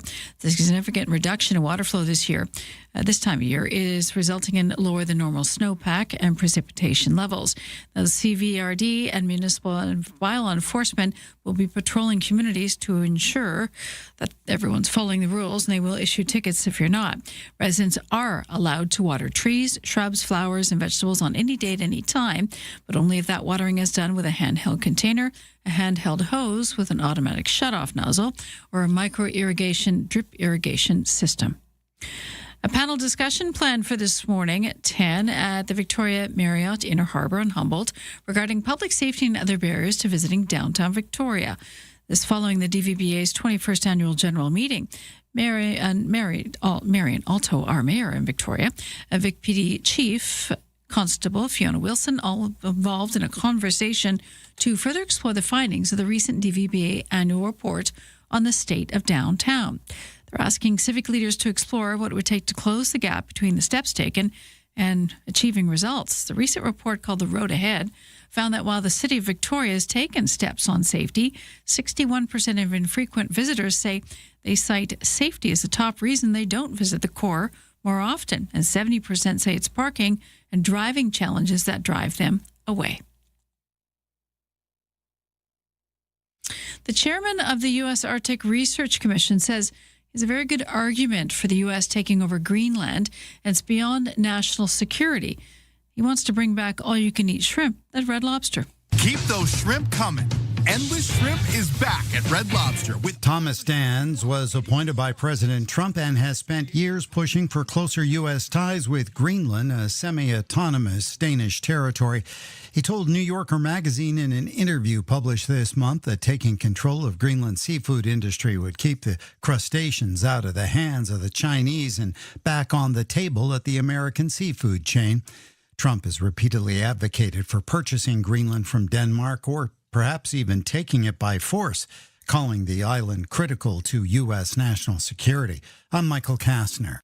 Contrary statements from the U.S. and Iran over the issue of nuclear inspections underway in Iran. President Trump this morning claimed on social media that Iran has, quote, fully and completely agreed to what he called highest-level nuclear inspections long into the future. He went on to say that if Iran did not agree to this, there would be no further negotiations. But a spokesperson for Iran's foreign ministry says Iran will not allow international inspectors to access nuclear sites damaged during the war. These inspections were included in the nuclear agreement reached with Iran during the Obama administration in 2015. President Trump pulled the U.S. out during his first term, and then Iran began limiting inspections. Karen Travers, ABC News, the White House. Last hour, many of you chiming in about what you would retrieve from a toilet, how much it would take for you to go down there. Well, this is where this originates. A man recovering after falling into a toilet at a campsite in California. The man was rescued on Saturday afternoon from a vault toilet at Camp Edison at Shaver Lake. The man fell into a waterless, non-flushing toilet after trying to rescue his sunglasses that he dropped inside. He was stuck in the toilet for about 15 minutes before first responders were able to get him out by performing a confined space rescue. Authorities say he had to be decontaminated but is expected to be okay. He was able to walk away after being hosed down by CAL FIRE firefighters. I'm Daniel Martindale. And Joseph McGrail Bate-Up is not a household name. He's an Australian professional air conditioner cleaner. He's also an honorary town crier, and most recently, he's been recognized as the world's loudest person. Oh, yeah! Oh, yeah! Oh, yeah! That'd be the town crier part. Guinness World Records last week acknowledged the 58-year-old Australian as the loudest ever shout by an individual. He yelled at 122.4 decibels. McGrill Badeup says it's a gift. I can tell you my daughter's deaf now. No, there's no way that you can actually practice for it. You have to just keep it for the day. 122.4 decibels. That's equivalent to a jet plane taking off at close range or a chainsaw operating right next to your ear. That's your news to 7:36.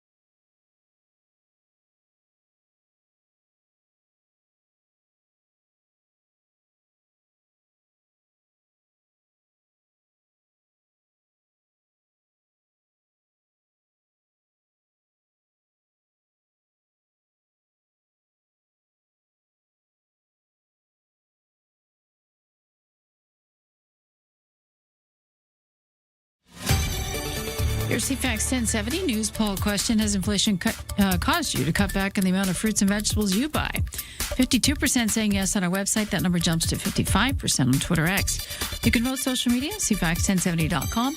Also on the iHeartRadio app. I'm Lisa Best, your news time, 7:37. Thank you, Lisa. We have a warm, muggy day today. Again, it's already 18 degrees, heading towards that high of 28, feeling warmer with some humidity in the air. Full forecast to come. Right now, over to the CFAX 1070 Sports, where we will start in soccer. Let's do the World Cup. A crucial Group L contest between Panama and Croatia at Toronto Stadium. Highlights World Cup action. It's a must-win game for both of those countries if they want to move on. Elsewhere, England is playing.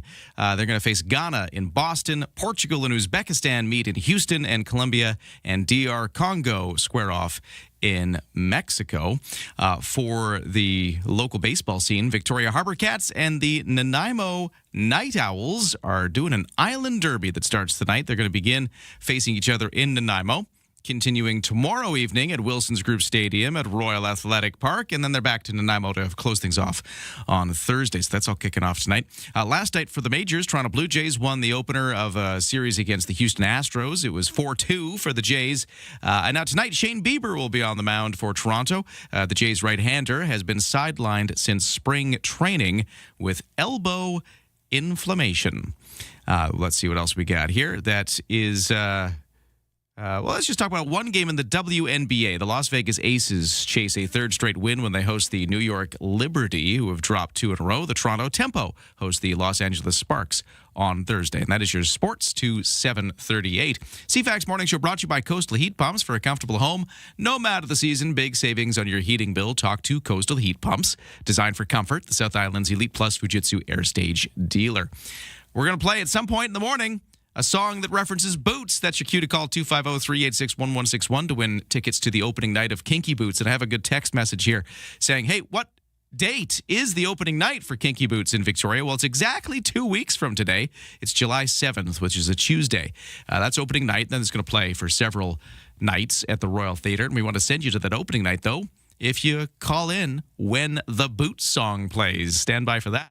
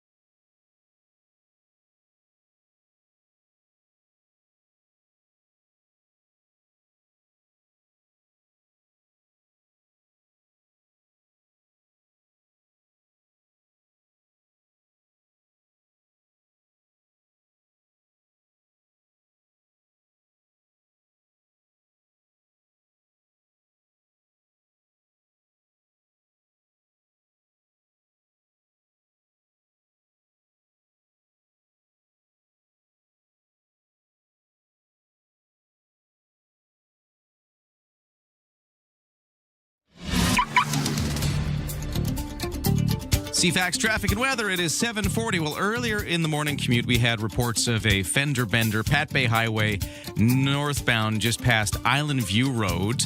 I don't know if that's still causing trouble. If you have any updates, you can text me at 71010. I haven't heard much about it since, but yeah, earlier this hour, a fender bender was reported, Pat Bay Highway, near Island View Road. Let me know if there's still a problem there. Otherwise, that was the only blip on the day. We've got the usual kind of commute out of the West Shore into Victoria. There's some delays now, but nothing unusual. There is the full closure of Government Street from Bay to John, which will continue all this month. Or I should say for about a month from now. 24/7 closure there. They're doing some utility work. The weather forecast, a mix of sun and cloud today.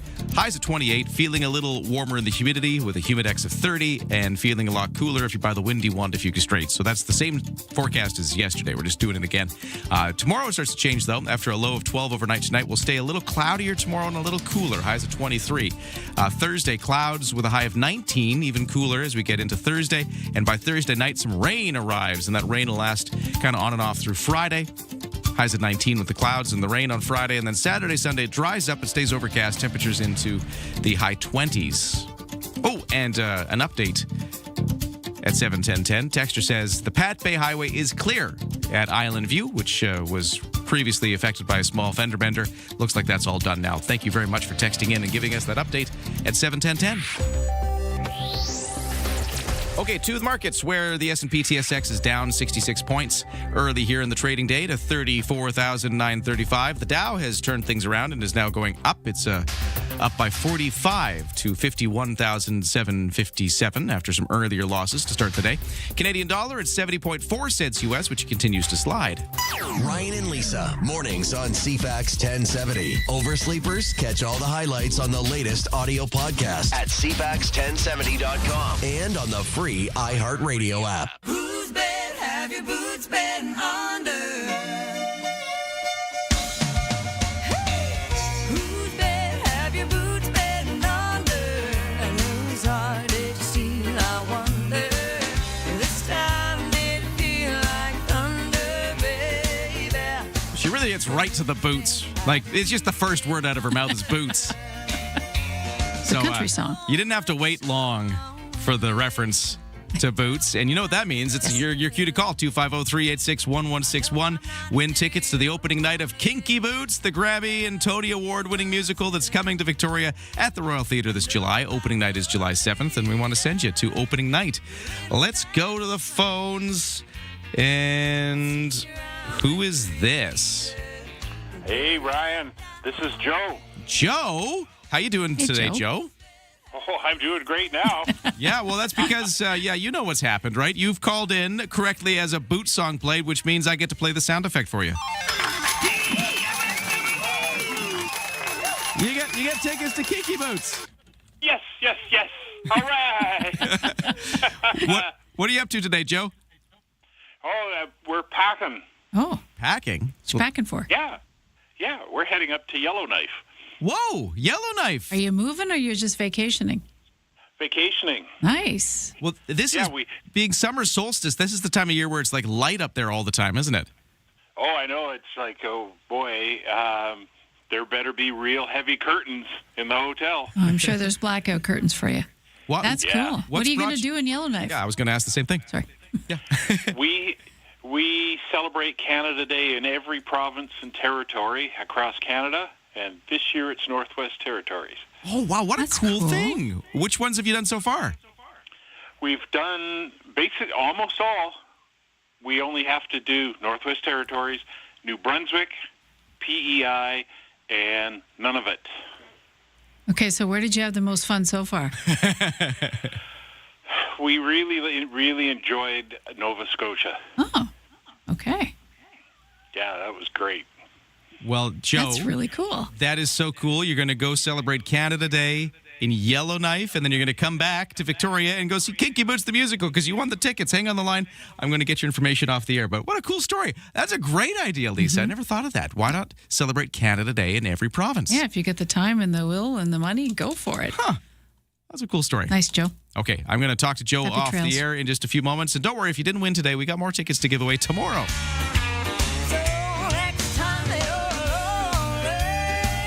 Don't call me.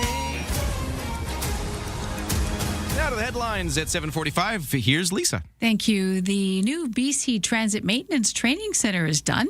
The $7 million project, financed by various levels of government and BC Transit, renovated a former tire storage area in the Victoria Transit Centre. The new facility accommodates a single battery electric, compressed natural gas or diesel bus, a double-decker bus, and other training aids that provides for hands-on training activities. Ship traffic has picked up in the Strait of Hormuz since Iran and the U.S. signed that interim deal to end the war that's constricted global oil supplies. But questions continue to swirl around control of that waterway, and tolls to cross it could interfere with ongoing negotiations. Last week's provisional agreement allows Iran to manage the strait while holding discussions with Oman and 6 other Gulf states on the passage's future administration.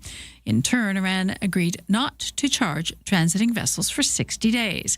The U.S. president has since suggested the U.S. could impose its own tolls if a final peace deal is not reached. Legal experts say the toll regime would upend decades of international trade precedent. UN Secretary General Antonio Guterres is calling on AI companies to release information about their ecological footprint.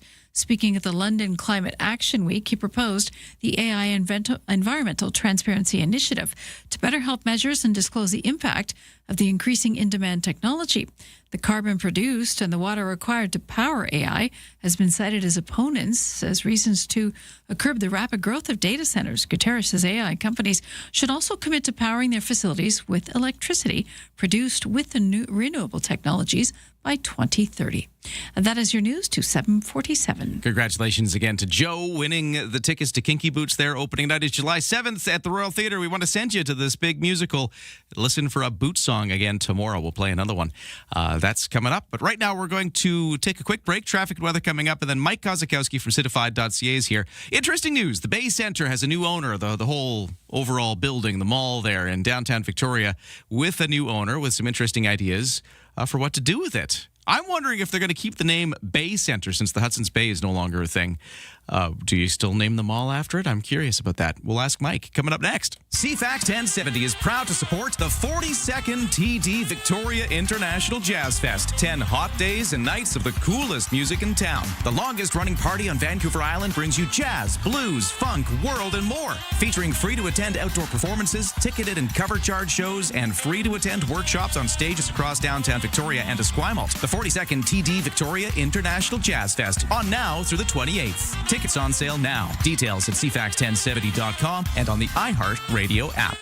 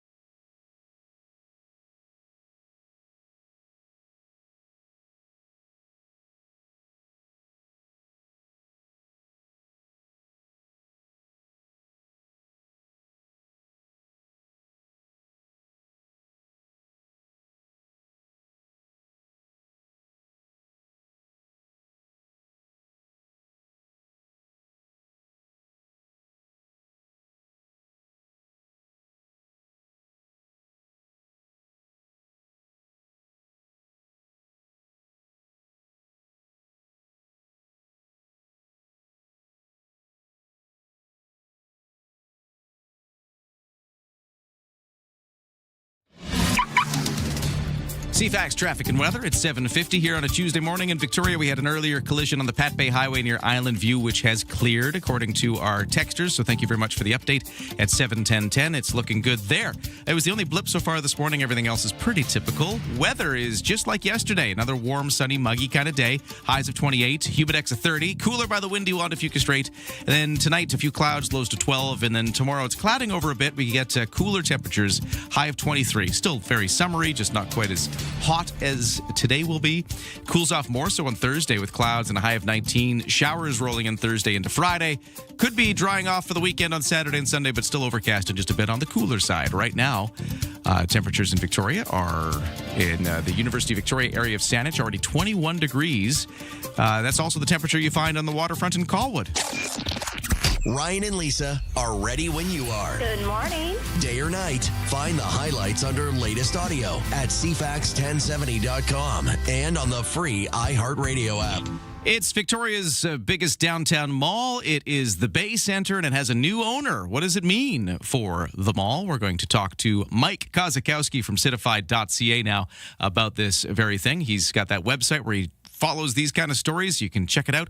But he's joining us now. Mike, how you doing? Good morning. Doing really well. Thank you for having me. Always great to talk to you about things like, businesses and buildings and all of that. And this is a big one. So talk to us first off, what we know about this. Layad, is that how you pronounce this name? They're a Montreal-based real estate firm. They have acquired the Bay Centre. What do we know? Well, what we know is a Toronto-based company wanted out and a Montreal-based company wanted in. So the Bay Centre downtown, for now at least, it's known as the Bay Centre, and is likely to stay that way until probably a major anchor tenant shows up and is willing to play ball to have their name on the mall's major headpiece or crown, however you want to call it.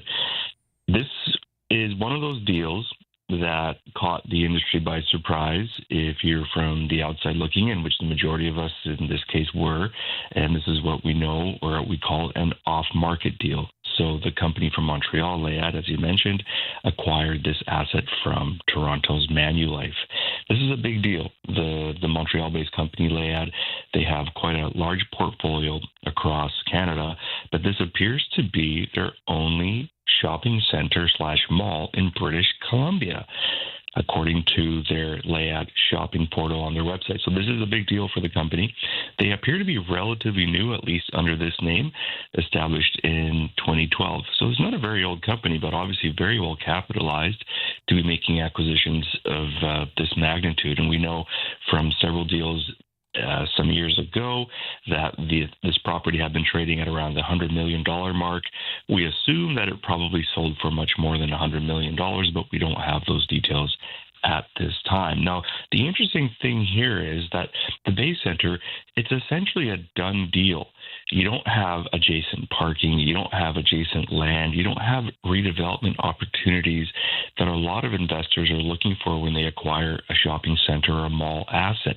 Here, what you have is what you get. And the way forward for them, if they want to get creative, is to redefine what the mall is actually all about. So perhaps what drew them in was some of the larger floor plates that the former Bay Centre has left behind. That gives them opportunities to think outside of the box and potentially repurpose some of that space. We know that the hotel market is trying to establish additional inventory in Victoria's city centre. Perhaps there's something associated to hotels in the future of the mall here. We just don't know. But regardless, this is good news for Victoria. This means that a large player is interested in this community. They put their money here and they're willing to invest in Victoria's downtown core. So this is a big feather in the cap of Victoria's city centre. And a lot of questions about what it means. One of the things we already talked about is the name. So you mentioned you think they're likely to keep the name The Bay Centre for now until at least some other big anchor tenant emerges and maybe it gets involved in the naming convention. But otherwise, you think the Bay Centre name sticks, even though the Hudson's Bay is gone? Mm-hmm. And part of that is that you're going to lose out on a lot of marketing that is already established and doing work on your behalf. If you change the name, suddenly you've just changed how people search for the property. When it comes up in search results, it may not allude to the immediate location. So you want to be very careful when you're changing malls' names, unless you have a major player that shows up and they themselves are a huge attraction. And of course, willing to pay for the name. Now, the other thing is just, woolly, regardless of owner, we have a new owner, but regardless of owner, there's always been this question of what would go into those big spaces left vacant by the collapse of the Hudson's Bay Company. We felt a little bit of that space at the Bay Center, but not all of it. And the owners here say they're entertaining many different possible uses, including some non-traditional stuff you might see at a mall. Could it be they mentioned, I think, when they talked to CTV Vancouver Island, a museum with an exhibit space. I think they also mused about, could it be a pickleball court? Could you put all these kind of different things in there? So what do you think this means for that space, and what kind of stuff do you think we might see there?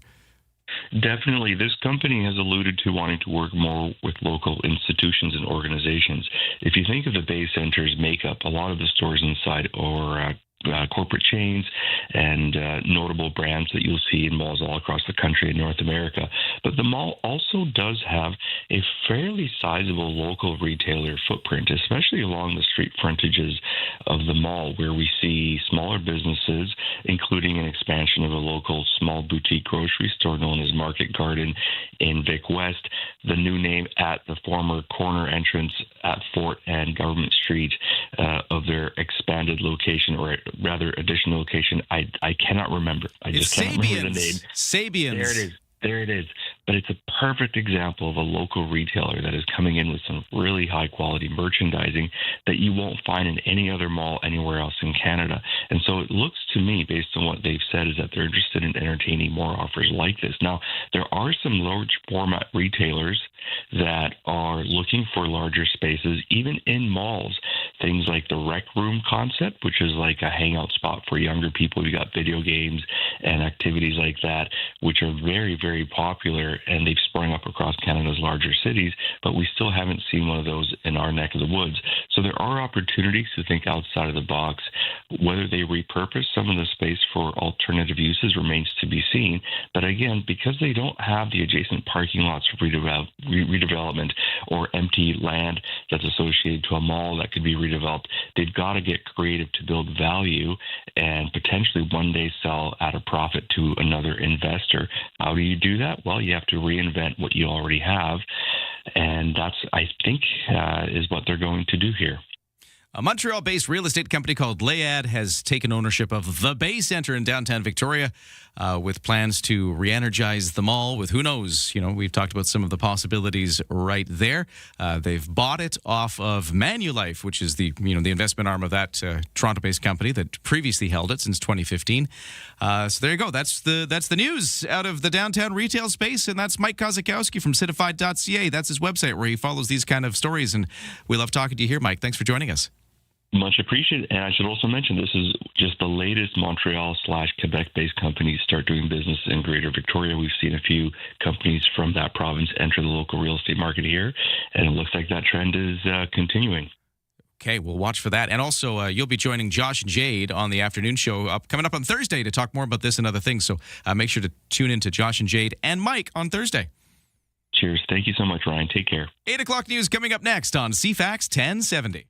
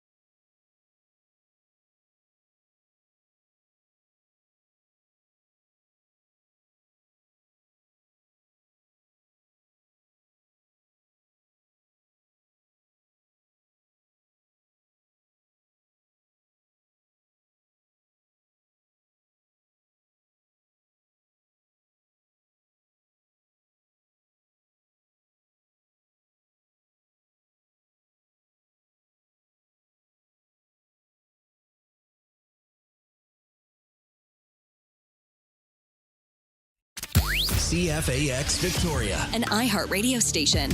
If it's happening, It's here. CFAX 1070.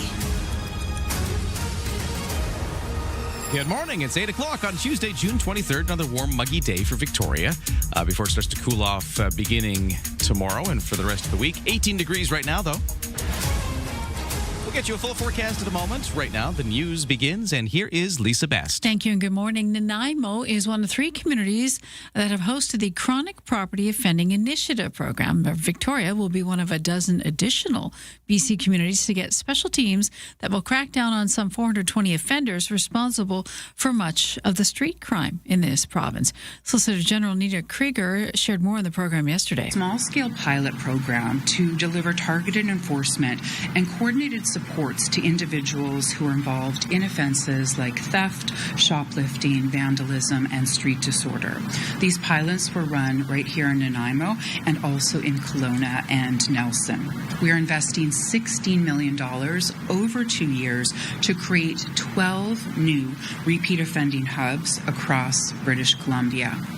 These new hubs will provide enhanced supervision, enforcement, and coordinated supports to keep businesses and streets safe. The teams are comprised of police, prosecutors, and probation officers, as well as other staff. We're going to hear from Vic PD Deputy Chief Jamie McRae with the local reaction. It'll be live at 8:20 on the CFAX show. The Independent Investigations Office is looking into the arrest of a man in Port Alberni earlier this month. RCMP responded to a possible domestic disturbance back on June 12th. 3 in the afternoon on Burke Road, officers arrived, located a man running from the home. He was injured during the interaction with police while being arrested. Shock, sorrow, outrage continue to resonate through Montreal. 3 people, including a police officer, have died. Another officer is seriously injured in a shooting incident late yesterday in the neighborhood west of the city's downtown. CTV's Geneviève Bonchemin has the latest detail and reaction. Montreal police officer identified as Mohamed Lamine Benredouane, 34 years old, 5 years of service. A female officer was also seriously wounded and a civilian killed. The suspect was also pronounced dead at the scene. It's a nightmare, but we have to be solid. We have to be solid for our lady police officer who survived. Someone reported the barrel of a gun protruding from the window of a hotel. Officers rushed to the scene. Officials later confirmed the shooting was not connected to terrorism, but did say they discovered a more than 100-page manifesto written by the gunman in which he wrote about incel ideology, the porn industry, and anti-police themes that encourage violence. That shooting in Montreal, one of 2 incidents this week, adding to concerning increase in violence against police across Canada. And Saskatchewan RCMP have charged a man with attempted murder after a shooting of 2 officers outside a home in Melville. Police were initially called to the home that night on reports of an assault. They were shot at as they approached the home. They're said to be in serious but stable condition. A 55-year-old suspect will be in court today. And in Toronto, officials there are preparing for the funeral of a local police constable tomorrow. That father of 14-year-old twins was killed while on duty 2 weeks ago. Today marks the beginning of Amazon Prime Day, and Amazon is expecting big numbers. This year's Prime Day is expected to bring in $26.3 billion. That's more than last Black Friday and Cyber Monday combined, according to forecast data from Adobe. It also marks a 9% increase over last year's Prime Day, which happened in July. Prime Day runs through this Friday. And of course, the Montreal firm that bills itself as a real estate investment and development firm focused on acquiring and operating high-quality retail, commercial, and residential assets across Canada has bought Victoria's Bay Centre downtown. Layad made the announcement Sunday, calling the property one of the most recognizable and important urban retail assets in BC. Layad believes the property is exceptionally well-positioned to benefit from Victoria's long-term economic and demographic growth trends. That's your news to 8:05.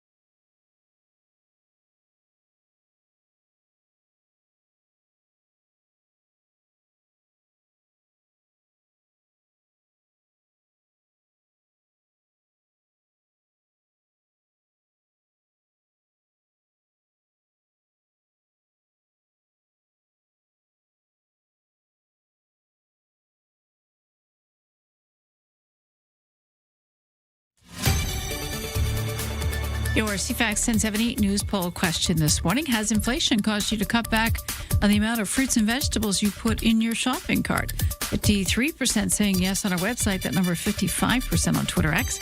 You can vote on social media, CFAX1070.com. Also on the iHeartRadio app.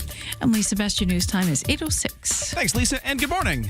Welcome to Tuesday. Thanks for joining CFAX here on this Tuesday morning and making us a part of your routine. We've got a sun and cloudy kind of day with a high of 28, humidex of 30, though, feeling warmer in the humidity, but a temperature along the Juan de Fuca Strait of 19 degrees with a bit of breeze there. So just like yesterday, kind of varying conditions depending on where you are. And right now it's 18. Actually, I just noticed it went up to 21 degrees. Just in that, it was 18 when I looked a few minutes ago. It's 21 now at the Victoria International Airport. Let's get to the World Cup report on the CFAX Sports. This is your TSN Radio FIFA World Cup 2026 update. I'm John Rodenberg. The race for the Golden Boot is on after another spectacular day for the Stars. Ageless Lionel Messi scored 2 more goals in a 2-0 Argentina win over Austria. Scoring in World Cup finals, you are looking at the greatest of all time. Messi now holds the World Cup career record with 18 goals. 2 behind him is Kylian Mbappe, who had 2 more goals in France's 3-0 win over Iraq. Not to be topped, Norway's Erling Haaland also had 2 in a 3-2 victory over Senegal. All 3 of Argentina, France, and Norway are 2-0 and have clinched a spot in the knockout stage. In the other game yesterday, Algeria edged Jordan 2-1. Today, England goes for a second straight win, taking on Ghana at 4 Eastern. Portugal meets Uzbekistan. Croatia takes on Panama, and Colombia clashes with Congo. Good news for Canada. Monday, as captain Stefan Eustáquio returned to practice after sitting out on Sunday. Canada meets Switzerland tomorrow afternoon with first place in Pool B on the line. You can watch the FIFA World Cup matches on TSN, CTV, Crave, and streaming at tsn.ca. Listen on the TSN Radio Network with all games streaming on the iHeartRadio app. Why, thank you. And by the way, CFAX 1070 will be carrying tomorrow's Canada-Switzerland game right here on the radio. So if you need it on the radio, CFAX has you covered as the World Cup continues. That'll be another game at BC Place Stadium tomorrow. Okay, quick look at what else is going on in sports that's not soccer. We've got in baseball the Victoria Harbour Cats and the Nanaimo Night Owls, our 2 island teams going at it together. It's an island derby starting tonight in Nanaimo, then coming to Victoria for the Wilsons Group Stadium at Royal Athletic Park for tomorrow night, and then closing off the 3 games back in Nanaimo on Thursday. And the Toronto Blue Jays with a win last night, 4-2 over the Houston Astros. The 2 teams will play again today, and Shane Bieber will be on the mound for the Blue Jays. The right-hander has been sidelined since spring training with elbow inflammation, but he'll be out there today. That's your sports to 8:09.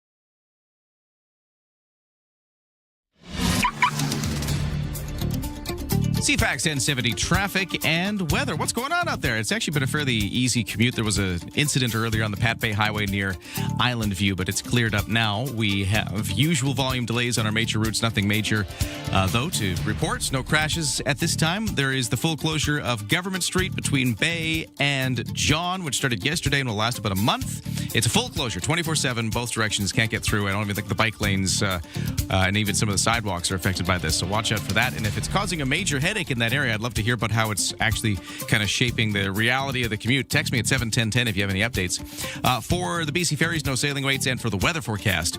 Warm today, just like yesterday, highs of 28, humidex of 30, but feeling cooler by the Juan de Fuca Strait with a bit of a breeze, more like 19 degrees if you're kind of at that part of the capital region, more Juan de Fuca Strait exposed. A few clouds tonight, lows to 12. For tomorrow, clearing skies at some times, but otherwise a cloudy day with a bit of breeze still and highs of 23, so getting a little cooler. Clouds on Thursday, highs only to 19 degrees. I mean, still pleasant and summery. It's just going to be 10 degrees cooler than it is today. And then the showers arrive Thursday night, and the showers will last through Friday. Probably looks like, at this time at least, the forecast indicating the showers will clear up by the time the weekend really hits, Saturday and Sunday. Just cloudy, highs around 18 degrees. Right now, the temperature is 21. On the markets, S&P TSX in Toronto is still down on the day, down 121 to 34,880. The Dow in New York is up 48 to 51,761. The Nasdaq down 397 to 25,769. Canadian dollar at 70.4 cents US, which is a little down from yesterday's close by a fraction of a cent. Ryan and Lisa, mornings on CFAX 1070. Well, as you've been hearing in the news, BC's public safety minister has announced a 2-year, $16 million initiative aimed at taking the worst offenders, the repeat offenders for property crimes, street disorder, and retail theft off the streets.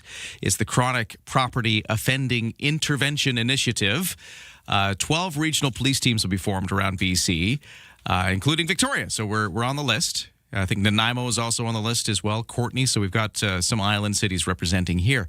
And they say, Lisa, I thought this was interesting. They say there's about 420 people in this province of 5 million or whatever we are. There's 420 people who are responsible for the vast majority of these kind of crimes, these property crimes, street disorder crimes, retail theft. Did you do the math when at the same time I did?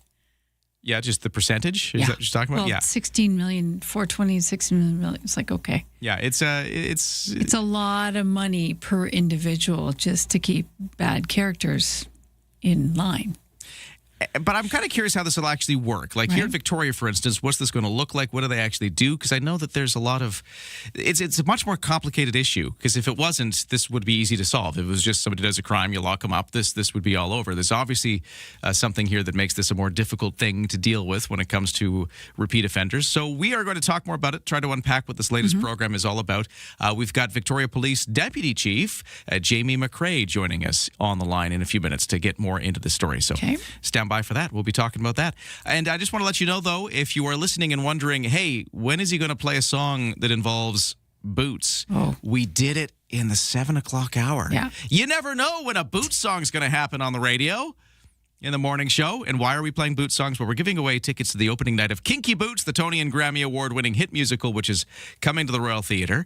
And the opening night is July 7th. This is exactly 2 weeks from today. We found some tickets, so we're giving them away all this week. And what we're doing is we're playing a song that involves boots.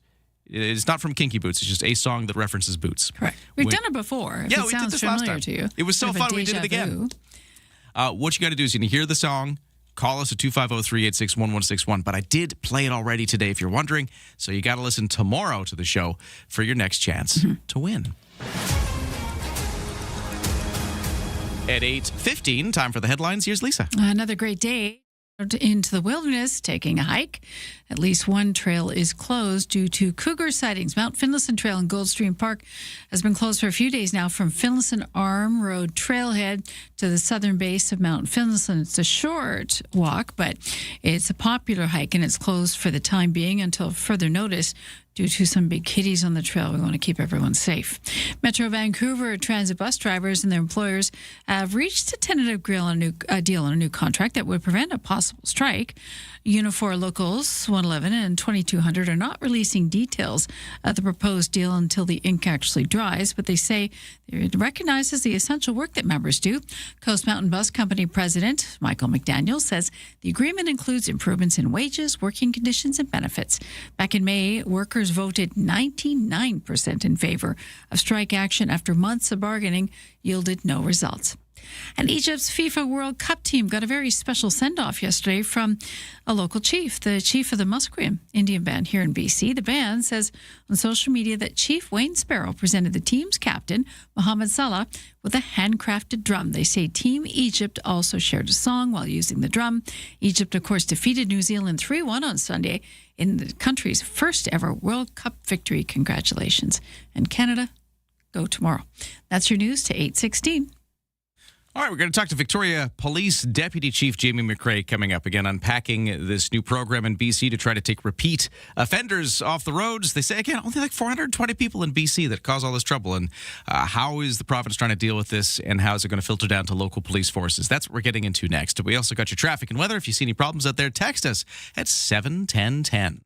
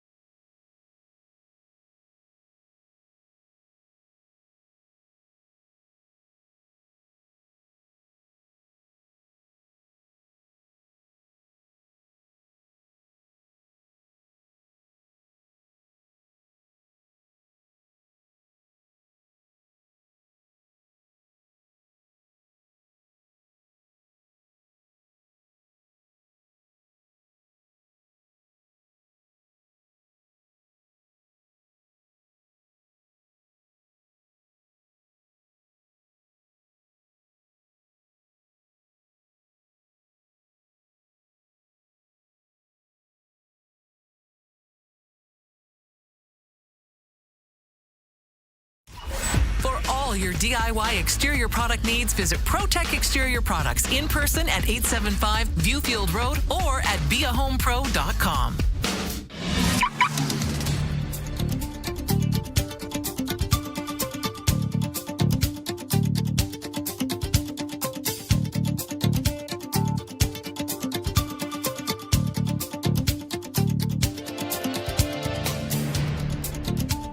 CFAX at 70 traffic and weather. Well, the traffic continues to be humming along pretty normally right now. No crashes, no accidents to report, and the commute out of the West Shore is looking pretty typical. No major delays.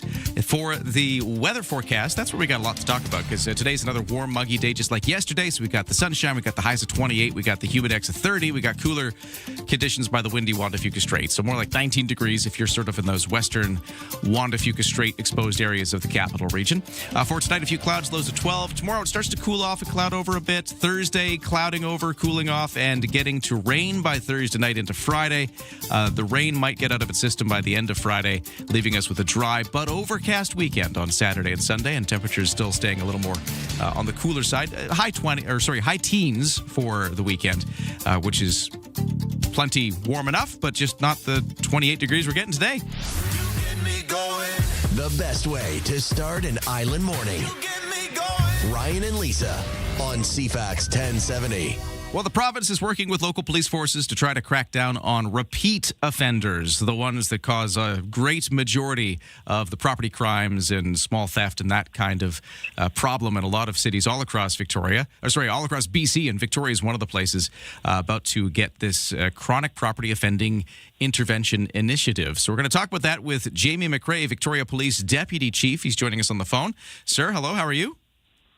Good morning, Ryan. Great. How are you this morning? Oh, great to get you here. And we're going to talk all about this in a second and unpack how this is actually going to look for Victoria. But it is one thing I want to bring up before we get into the main topic here, and that's the fact that all across Canada, we're watching a couple of stories of police officers shot. We've had gunfire in Montreal, where we have seen a police officer killed in a shooting, and then there's another one in Saskatchewan just a little bit before this. So just as a police officer, I was wondering if you wouldn't mind talking about how you and your coworkers are feeling. Yeah, you know, it's days like these and moments like these where we have a reminding the safety risks that exist with being a police officer in Canada. It's often something we really, maybe think about more with our partners in the United States. But right now, and over the years, we've seen it. We're only a few years out of a very significant police shooting here in Victoria, of course, at the Bank of Montreal. And so whenever these things happen, we know how it feels for those officers, for their colleagues, for their department, for their community at large. And so it is one of the times where it gives us an opportunity to reflect, to check in, make sure everybody's doing well, but also make sure that we're still providing the service to our communities that we have been hired to do and that we've committed our lives to doing. And as hard as it is at times, we know that the community supports us and bad things are going to happen, but we're going to do everything we can to make sure our communities are safe and do what we can to help each other to get through these tough moments. And we've been hearing that police services here in BC are being warned that there's a possible anti-police manifesto encouraging violence after this particular case in Montreal. In Victoria, are you guys doing anything to, heed that warning? So it is something we did receive as well. I won't go into the specifics of what we are doing in order to help mitigate. However, it is something we are acutely aware of and we have alerted all of our staff to, and making sure we're doing everything we can so that each time any of our officers are attending a call or out in community, that they're being vigilant, they're being safe, and still providing that high level of service our communities have come to expect. Well, stay safe out there, and we're thinking of police officers after what's been going on in the news over the last, 3 Canadian police officers killed on the job in less than 2 weeks now, with all these different stories out there. But we'll leave that aside for the moment because this is another thing we want to unpack here, and that is this new chronic property offending intervention initiative. The BC government's going to put $16 million over the next 2 years into this. And what they say is trying to rein in, I guess, they've pegged the number at 420 people. There's 420 people, repeat offenders, responsible for the vast majority of some of these local issues. Is that number correct? Well, I think what we know, and getting into the specific exact numbers is always a little bit hard. But what we know is a small percentage of the people committing these repeat property offenses, similar to when we implemented the repeat violent offender program. It's only a small percentage of people that are actually committing multiple offenses. When the pilot was done for this, which was done in Nanaimo, Kelowna, and Nelson, they saw a demonstrable impact, particularly in Kelowna and Nelson, where they were able to really narrow it down to, I say a handful, but a number of people in each of those communities where they were really actually committing so many of the property files as well as other nuisance-type files, and ultimately by giving those people A, consequences for actions, and B, better supports when they were done, either their sentence or whatever their probation, community corrections, whatever that was, they were finding that those people then were breaking that cycle and not continuing to come back into the cycle again as soon as they got out of either jail or as soon as they returned to town, that kind of a thing. So here in Victoria, specific to us, we've had a look at our data and we've looked at it carefully based on the criteria for the program. And we have roughly at first blush, and keep in mind this is very new, so we're only kind of at the very early stages, but we have roughly 20 people that we think fit the criteria for this program that are committing a disproportionate number of these kinds of offenses. And by helping support them, by holding them accountable, but also giving them the better supports on the back end, we think that'll make a difference. And a big reason why we think it'll make a difference is because of the success we've seen from the Repeat Violent Offender Program, where we have seen improvements and we have seen reduce revisitism. It doesn't eliminate it, but it has been reducing it, which is, I think, a positive for our community. Okay, we'll talk more what's changing then. So you've mentioned, for Victoria, maybe it's 20 people in the province. They've talked about maybe 420 people, these repeat offenders that need something extra. So what is the extra thing? You talked about maybe some different supports as well as different consequences. Talk about how things change from here and when it happens. For sure. Yeah, so what the program is where police are partnering with Crown Council, Corrections, and Probation.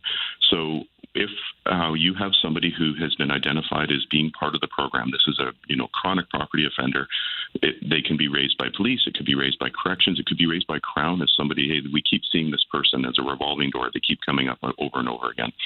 That name goes forward, it gets put into the program so that if an offense is committed by that person, then instead of having it, a different Crown each time they've committed an offense, it's the same Crown Counsel who's assigned to that actual file. So they have some knowledge of the person, they have better history, understanding of their background, better history and understanding of if different offenses they may have committed.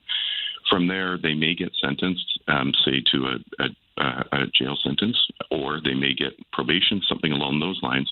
But having that connection with both Corrections and Probation allows those organizations to help make sure what is it that person needs to make them successful when they're either released from custody and given conditions, or B, they're out in community at any point. What is it that they need to have them succeed in society and stop this cycle where they're continually, committing thefts, nuisance, bylaw, whatever those files may be? How do we fit that in? And that is ultimately by having everybody work together and having a bit more focus and attention on those individuals by a group rather than what I would call, I don't want to say any police officer arriving, but if a police officer arrives and arrests somebody, there's already bail conditions that are already prepared for these individuals.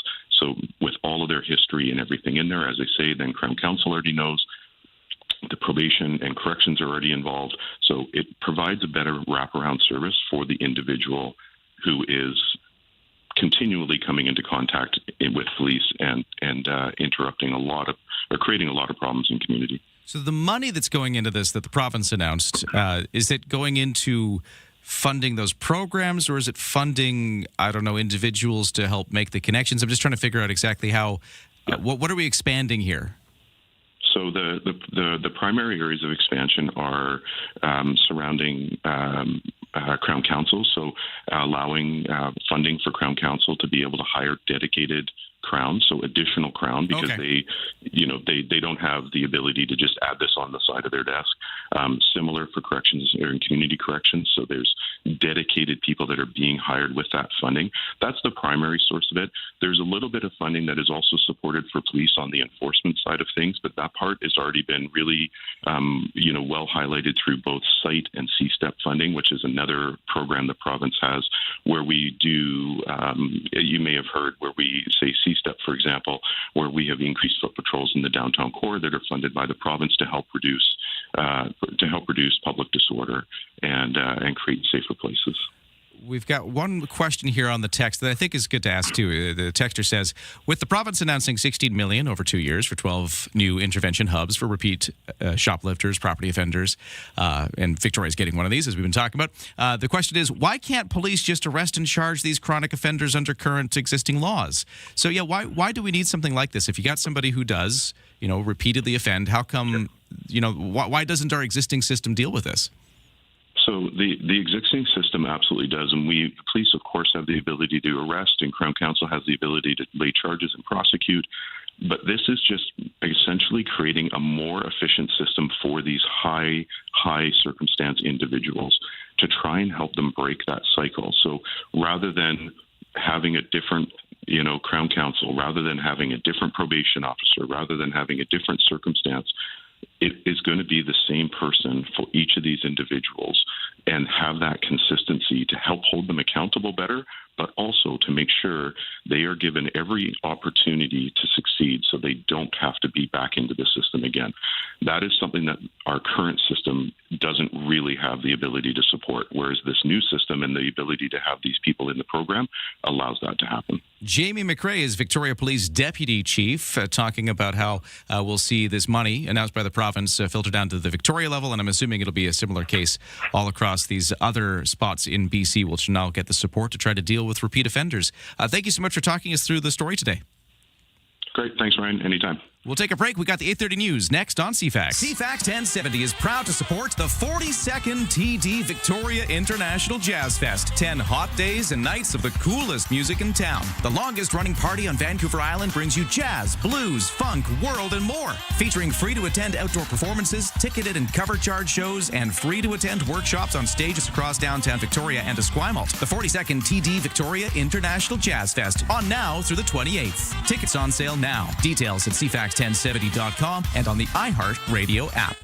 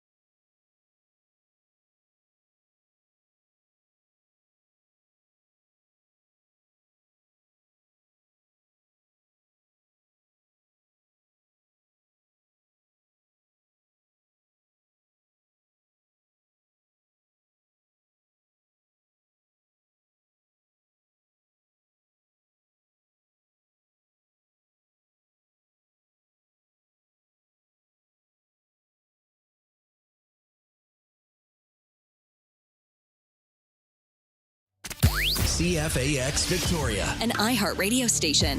If it's happening, it's here. CFAX 1070. Good morning, 8:32 on Tuesday, June 23rd. Time for the news. Here's Lisa Best. Thank you. Good morning. Multiple groups organizing a commemoration of sorts this weekend to mark 5 years since the deadly heat dome settled over our province. A ceremony and a procession featuring performance art, first-person accounts, and presentations to elected politicians is planned for 2 o'clock Sunday afternoon. Sunday marks the 5th anniversary of the hottest day ever recorded in Greater Victoria. The June 25th to July 1st, 2021 heat dome was the deadliest weather disaster in modern Canadian history. More than 600 people died in the heat that many couldn't escape. Many of the deaths in Victoria happened in the James Bay neighborhood. And that commemorative walk goes from Ogden Point along Dallas Road to Mile Zero, a reminder of the lives needlessly lost. On May 14th, at the urging of the BC chapter of the Canadian Association of Nurses for the Environment and allied organizations, the Council took a critical first step to ensuring that rental homes remain at or below 26 Celsius during extreme weather. Members of Victoria Council on Sunday will be presented receiving ceremonial fans to reflect on the ceremony. BC government pilot tested in 3 cities, including in Nanaimo, is being expanded across the province. As you just heard on CFAX, $16 million being spent over 2 years to launch the Chronic Property Offending Intervention Initiative. Police have said a small number of people cause a disproportionate amount of property crime, and the new teams will focus on those involved in such offenses. The government says the program will create a dozen regional teams of police, prosecutors, and probation officers to create additional supervision and support for those based on criminal history and risk. The UN Secretary General Antonio Guterres is calling on artificial intelligence companies to release more information about the use of energy to power their systems. I'm calling on every major AI company to measure and publicly disclose the full environmental impact of its systems, carbon, water, and land footprints, and commit to power every data center with renewable energy by 2030. No more hidden costs, No more shifting the burden onto those least able to bear it. It's time to come clean. Speaking of coming clean, that reflecting pool in Washington, D.C., still plagued by green algae and peeling blue paint. The U.S. president claims, without evidence, photos or videos, that vandals were responsible for the issue, and half a dozen people were detained. The project cost taxpayers millions, like $15 million when it should have been $1.5, and it's unclear when exactly that will be fixed. Just weeks ago, President Trump said the renovations at the reflecting pool would last decades, but now, after $16 million in taxpayer money spent, the president says there will need to be repairs and the reflecting pool will likely need to be drained. And if you like dim sum, you're going to love this story from a Seattle neighborhood. More than 830 people gathered over the weekend for what Guinness has now confirmed as the largest dim sum meal ever held. The massive outdoor feast featured dumplings, buns, noodles, and a whole lot of happy noise as families and food lovers packed the streets to take part. Organizers say the event wasn't just about breaking a record, it was about celebrating community and local restaurants. I'm Monica Nelson. That's your news to 8:36.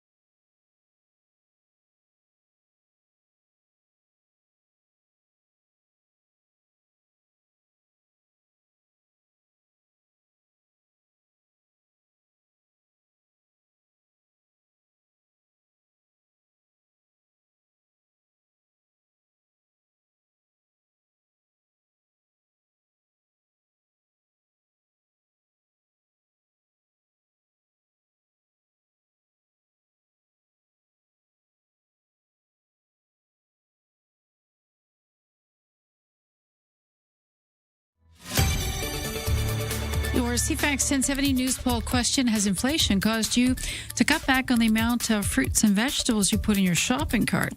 52% saying yes on our website, that number jumping to 56% on Twitter X. You can also vote on the iHeartRadio app. And Lisa, best your news time is 8:37. Thanks, Lisa. We've got another warm, muggy day today, just like yesterday. And it starts to cool off from here. So this is the last day of the heat. We'll get you a full forecast in a moment.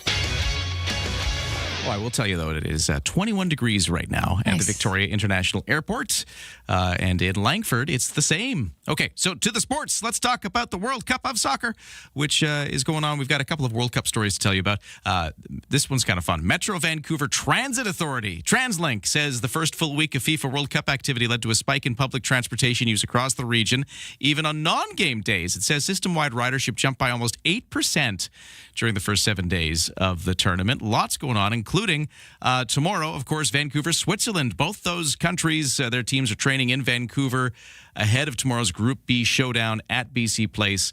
Canadians can finish first in the group with a win or a draw. That's what we need. Canada and Switzerland are tied atop Group B with 4 points apiece, with the Canadians holding the edge on goal differential, which is why a tie would be fine for us. So that's tomorrow. CFAX 1070 will be bringing you that game, Canada-Switzerland, on the radio tomorrow. So stay tuned for that. That's noon is when it begins. Okay, that is tomorrow. Today at the World Cup, we got 4 games. It's a must-win Group L match at Toronto Stadium for both Panama and Croatia. Both of those teams needing a win if they want to stay alive in this tournament. And it's the second straight game in Toronto for Panama, which lost 1-0 to Ghana by surrendering a goal in the 5th minute of second-half stoppage time. Elsewhere, England is in action. England playing Ghana in Boston. Portugal takes on Uzbekistan in Houston, and Colombia and Congo DR square off in Mexico. For baseball, Victoria Harbour Cats and Nanaimo Night Owls have a battle of the island teams starting tonight. It's a 3-game island derby. Tonight's is in Nanaimo. Then they shift to Wilson's Group Stadium at Royal Athletic Park for tomorrow night. And then Thursday, they close off back in Nanaimo. And also in baseball, Toronto Blue Jays in action. They won yesterday against the Houston Astros as they opened up the series. It was a 4-2 win for Toronto. Second game in the series is today, and Shane Bieber will be on the mound for the Blue Jays. He's been sidelined since spring training with elbow inflammation. That's your CFAX 1070 Sports to 740. 8:40. What time is it? It's 8 in the morning. 40 past 8 is the time right now.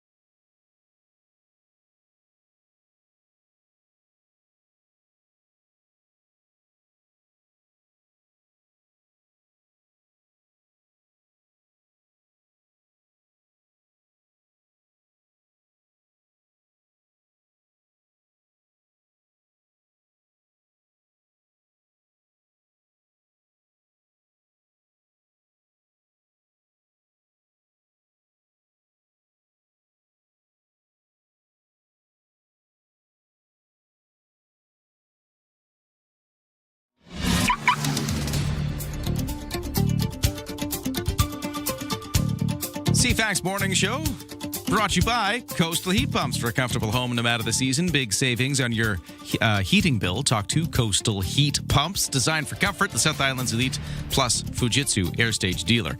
On the roads, we're still pretty problem-free. It's been a decent morning for commuting on our major routes. Pat Bay Highway, Trans-Canada Highway, Malahat, all looking fairly clear. I mean, there's the slowdown on the Trans-Canada as you make your way through the construction zone. Be warned again, it is still 60 there. That construction project is going to be 2027, I think, is the thing on the sign you see when they're going to be completed, that one. So that's just a typical situation there.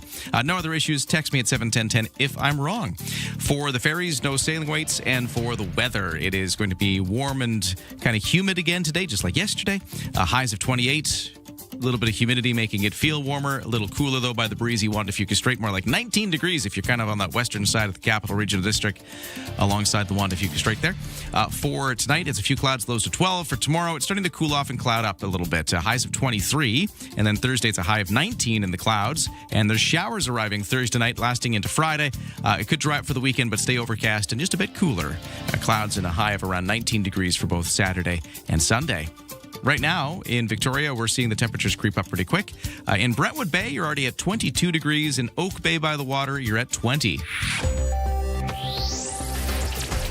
On the markets, S&P TSX in Toronto, down 135 to 34,866. The Dow has been bouncing up and down. So it started the day with a loss, then it made some gains. Now it's loss again, down 61 to 51,651. That's the Dow in New York. The NASDAQ down 496, down to 25,669. And the Canadian dollar still at 70.4 cents US, which is down just a little bit from yesterday's close. But it's been fairly stable at that spot since the opening of the markets today. Start your day informed and entertained. Ryan and Lisa, mornings on CFAX 1070. Well, any moment now, day now, I should say, we're expecting the Canadian government to make this submarine announcement. Which sub do we pick? Do we pick the South Korean sub or the German sub? And Whose sub did we have in CFB Esquimalt for a while there? Oh, that was the South Korean one that came to visit. I thought that was very savvy marketing. They dropped in for a visit just to say, like, hey, look, here's what it looks like if you want to see it. Take it for a test drive. This will have a huge impact on CFB Esquimalt, as we learned when we spoke to the Navy commander, Vice Admiral Dan Charlebois. He told everybody that this is going to be a big deal for Esquimalt because they're going to build a brand new facility, I think over kind of on the Colwood side, to maintain these submarines when we get them. There's big local implications for this. What have we learned, though, over the last few weeks as there's been this huge kind of campaign on both sides, from the Germans and from the South Koreans, trying to pitch their submarine to the Canadian government, pitching all of the goodies too, like, hey, if you make our submarine, maybe we'll make some cars here too, or hey, if you make our submarine, maybe we'll open a factory that builds some military equipment or in Canada. There's all these, even throwing a bit of shade at each other. Yeah, there's all that stuff. Yeah. So with the decision imminent, apparently it's coming down any moment now is kind of what we hear from the government. We thought it would be worth unpacking a bit of what we've learned leading up to this. And, what is the current state of things when it comes to the submarine decision? That conversation is coming up in just a few moments. We've got a professor of military history at the University of Victoria, David Zimmerman, who's very up on all this stuff. We're going to talk about it in just a moment. But first to the news, and here's Lisa. Well, if you're taking a hike, because another gorgeous day is upon us. One popular trail, of course, is Mount Finlayson Trail, but it is closed due to a cougar sighting. This one could be aggressive. Mount Finlayson Trail closed at Goldstream Park from Finlayson Arm Road Trailhead to the southern base of Mount Finlayson. Been closed for a few days now. We'll keep you posted on when that reopens. Elsewhere, with wildlife encounters, a woman in hospital, minor injuries. She was attacked by a black bear. This happened near Salmon Arm. BC conservation officers say it happened Sunday morning. She was walking her dog in a wooded area along the Shuswap Memorial Cemetery trails when she and her pup encountered a sow and her cub. Her dog chased the cub up the tree. The sow attacked the woman. She was treated at hospital and released. Conservation officers say the attack by the mother was defensive in nature, so no effort will be locating and capturing the bears. The Bank of Canada governor is raising alarm over global imbalances. Tip Macklem gave a speech in Paris today saying when trade or fiscal imbalances become too one-sided for too long, They can spill over with consequences for inflation, stock prices, and the relationships between the countries. Macklem says innovations like artificial intelligence and cryptocurrencies are exacerbating some of the imbalances and making them harder to track and regulate. He's urging financial leaders to lean more into open trade and stronger cooperation across borders to build a more resilient global system. And the Vice President, J.D. Vance of the U.S., is back in Switzerland, where he held the initial high-level talks with Iran over the weekend. Vance told reporters the talks set a good foundation for the future discussions about a number of issues, including curbing that country's nuclear ambitions. Teams from Iran and the U.S. will remain in Switzerland to continue hammering out negotiations throughout the week. That is your news to 847. All right, getting into Canada's submarine decision, which we're expecting fairly shortly. So we're going to talk about that in a moment after traffic and weather. See a problem out there? Let me know at 71010. Developing political story, a big doozy. Vashi Capellos. What started as a dull day is anything but. The top newsmakers. Your go-to political debrief. Daily. What is really going on? The breaking news. Just moments ago. And the entertaining analysis and debate to follow. I don't think you can sugarcoat it. It's an issue. It's not true, guys. Yeah. Vashi Capellos. There is a greater plan here. Vashi Capellos. Weekdays 9 a.m. to 11. Bigger picture politically, which is on CFAX 1070.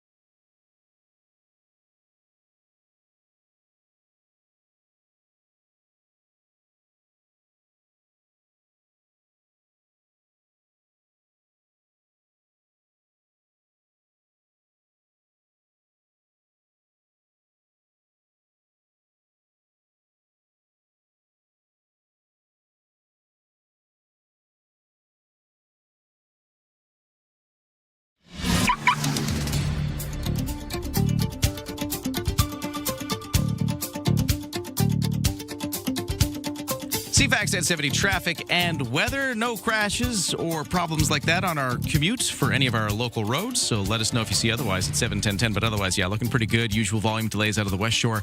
Full closure at Government Street, Bay to John Street, which is just south of that hillside intersection there. So that is a full closure for 24/7. It's lasting about a month. Started yesterday. Just a reminder again that that is a thing you will face on your commute if you're heading in or out of downtown Victoria via Government Street.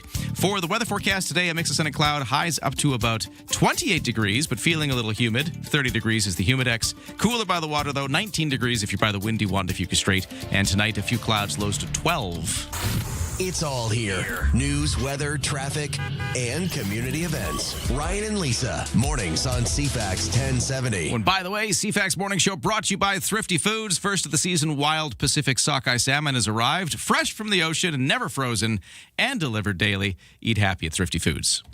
It's a decision that'll have a big impact here in the Greater Victoria area with CFB Esquimalt here, and with CFB Esquimalt to be the big maintenance home for Canada's new submarines. And as we understand, a decision could be coming any day now. End of the month is when they were calling for this to happen. And what are we at? June 23rd now. So let's continue to follow the submarine decision for Canada. And here to talk about it, weighing in, a professor of military history at the University of Victoria. He follows this closely. And we actually talked to him about this already on the show as we continue to follow it. David Zimmerman is here. David, how you doing?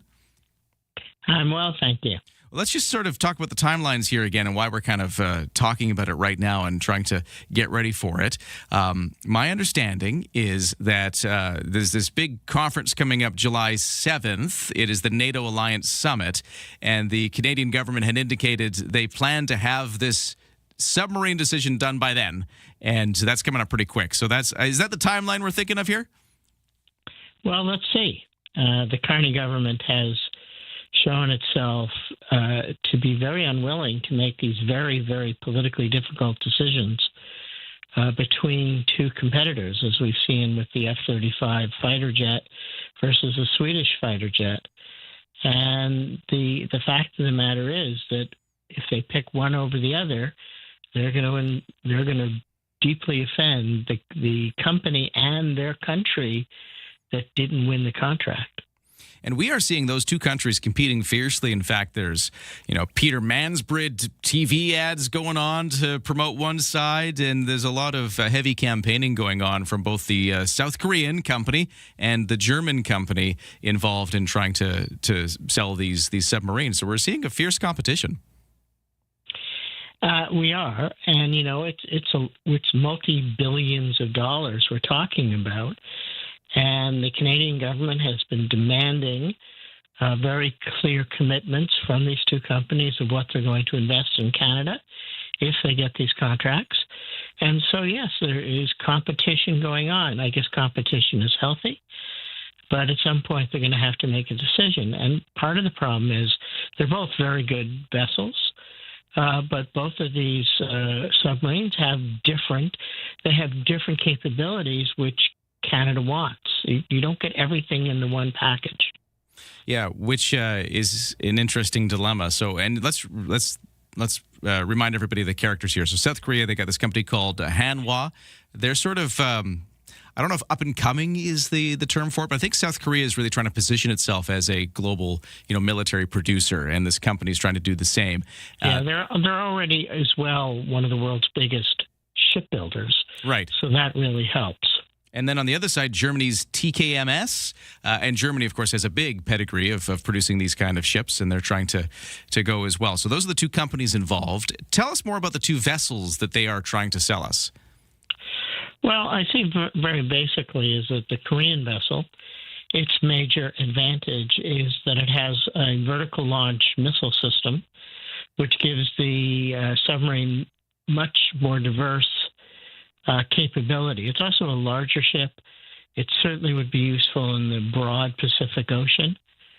While the German Norwegian ship has what's called air-independent propulsion, which would allow it to operate for a considerable period of time under the ice.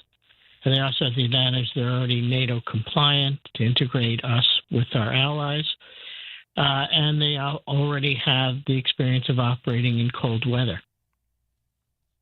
And I guess the thing is neither of those stand out as being the slam dunk winner. No, because in actual fact, in an ideal world, you'd want both. And this is the problem that they're facing. And, it's a real question mark of which way they're going to go. And how much of it is going to simply based on an evaluation of the economic benefits to Canada of these contracts. Clearly, it's going to be an essential point. Now, this is a silly thought, but would you see the government maybe even entertaining buying both, or is that just a ridiculous thought? Well, there has been some speculation, as we've seen with the F-35 debacle, I call it. The fact of the matter is that it could be done, but it'd be much, much more expensive. You have to have two completely separate training systems, supply systems, maintenance systems. So you dramatically increase the cost. Okay. So I hope that they pick one or the other. Now, whichever one we pick, we have heard from the military that CFB Esquimalt, this is going to be kind of the maintenance base for these submarines. So it does mean a big facility to be constructed in Esquimalt Harbor, and with that will come jobs and economic influx of activity here. So talk about what this means for us here locally once this decision gets made. Well, first of all, I'm not absolutely certain that's 100% clear. It could be, for instance, in North Vancouver.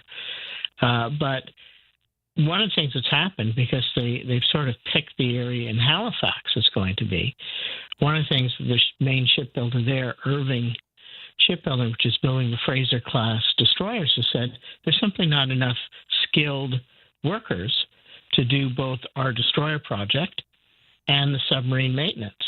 And where are these skilled workers going to come from? And I suspect it's going to be a problem wherever they pick putting the West Coast maintenance base. It's going to have to be massive training for people to get the expertise necessary to make it possible to maintain these ships. Yeah, the only reason I say we had one of the admirals on the radio, and he suggested that Colwood, or that side of the harbor, is where they would be doing this. So, with any luck, I suspect that's what they want to do. I mean, they have that side of the harbor now, so very likely it will be in Esquimalt. But again, the problem is going to come up. Where are they going to get the very specific skill sets that are necessary to maintain these ships? And so one of the things you're going to see, I suspect, as soon as the contracts are signed, there's going to be a major push to open up training programs to get people up to speed for this work. David Zimmerman, professor of military history at the University of Victoria, just sort of talking about the dilemma facing the Canadian government. They got to pick one of these, the South Korean or the German bid to build Canada's fleet of new submarines. We are expecting by the end of the month, give or take a couple of days, they say, a decision to come down, which could mean, any day now. We'll find out which way it goes. It will have implications here, and it's great to unpack this with you. Thanks for joining us again today.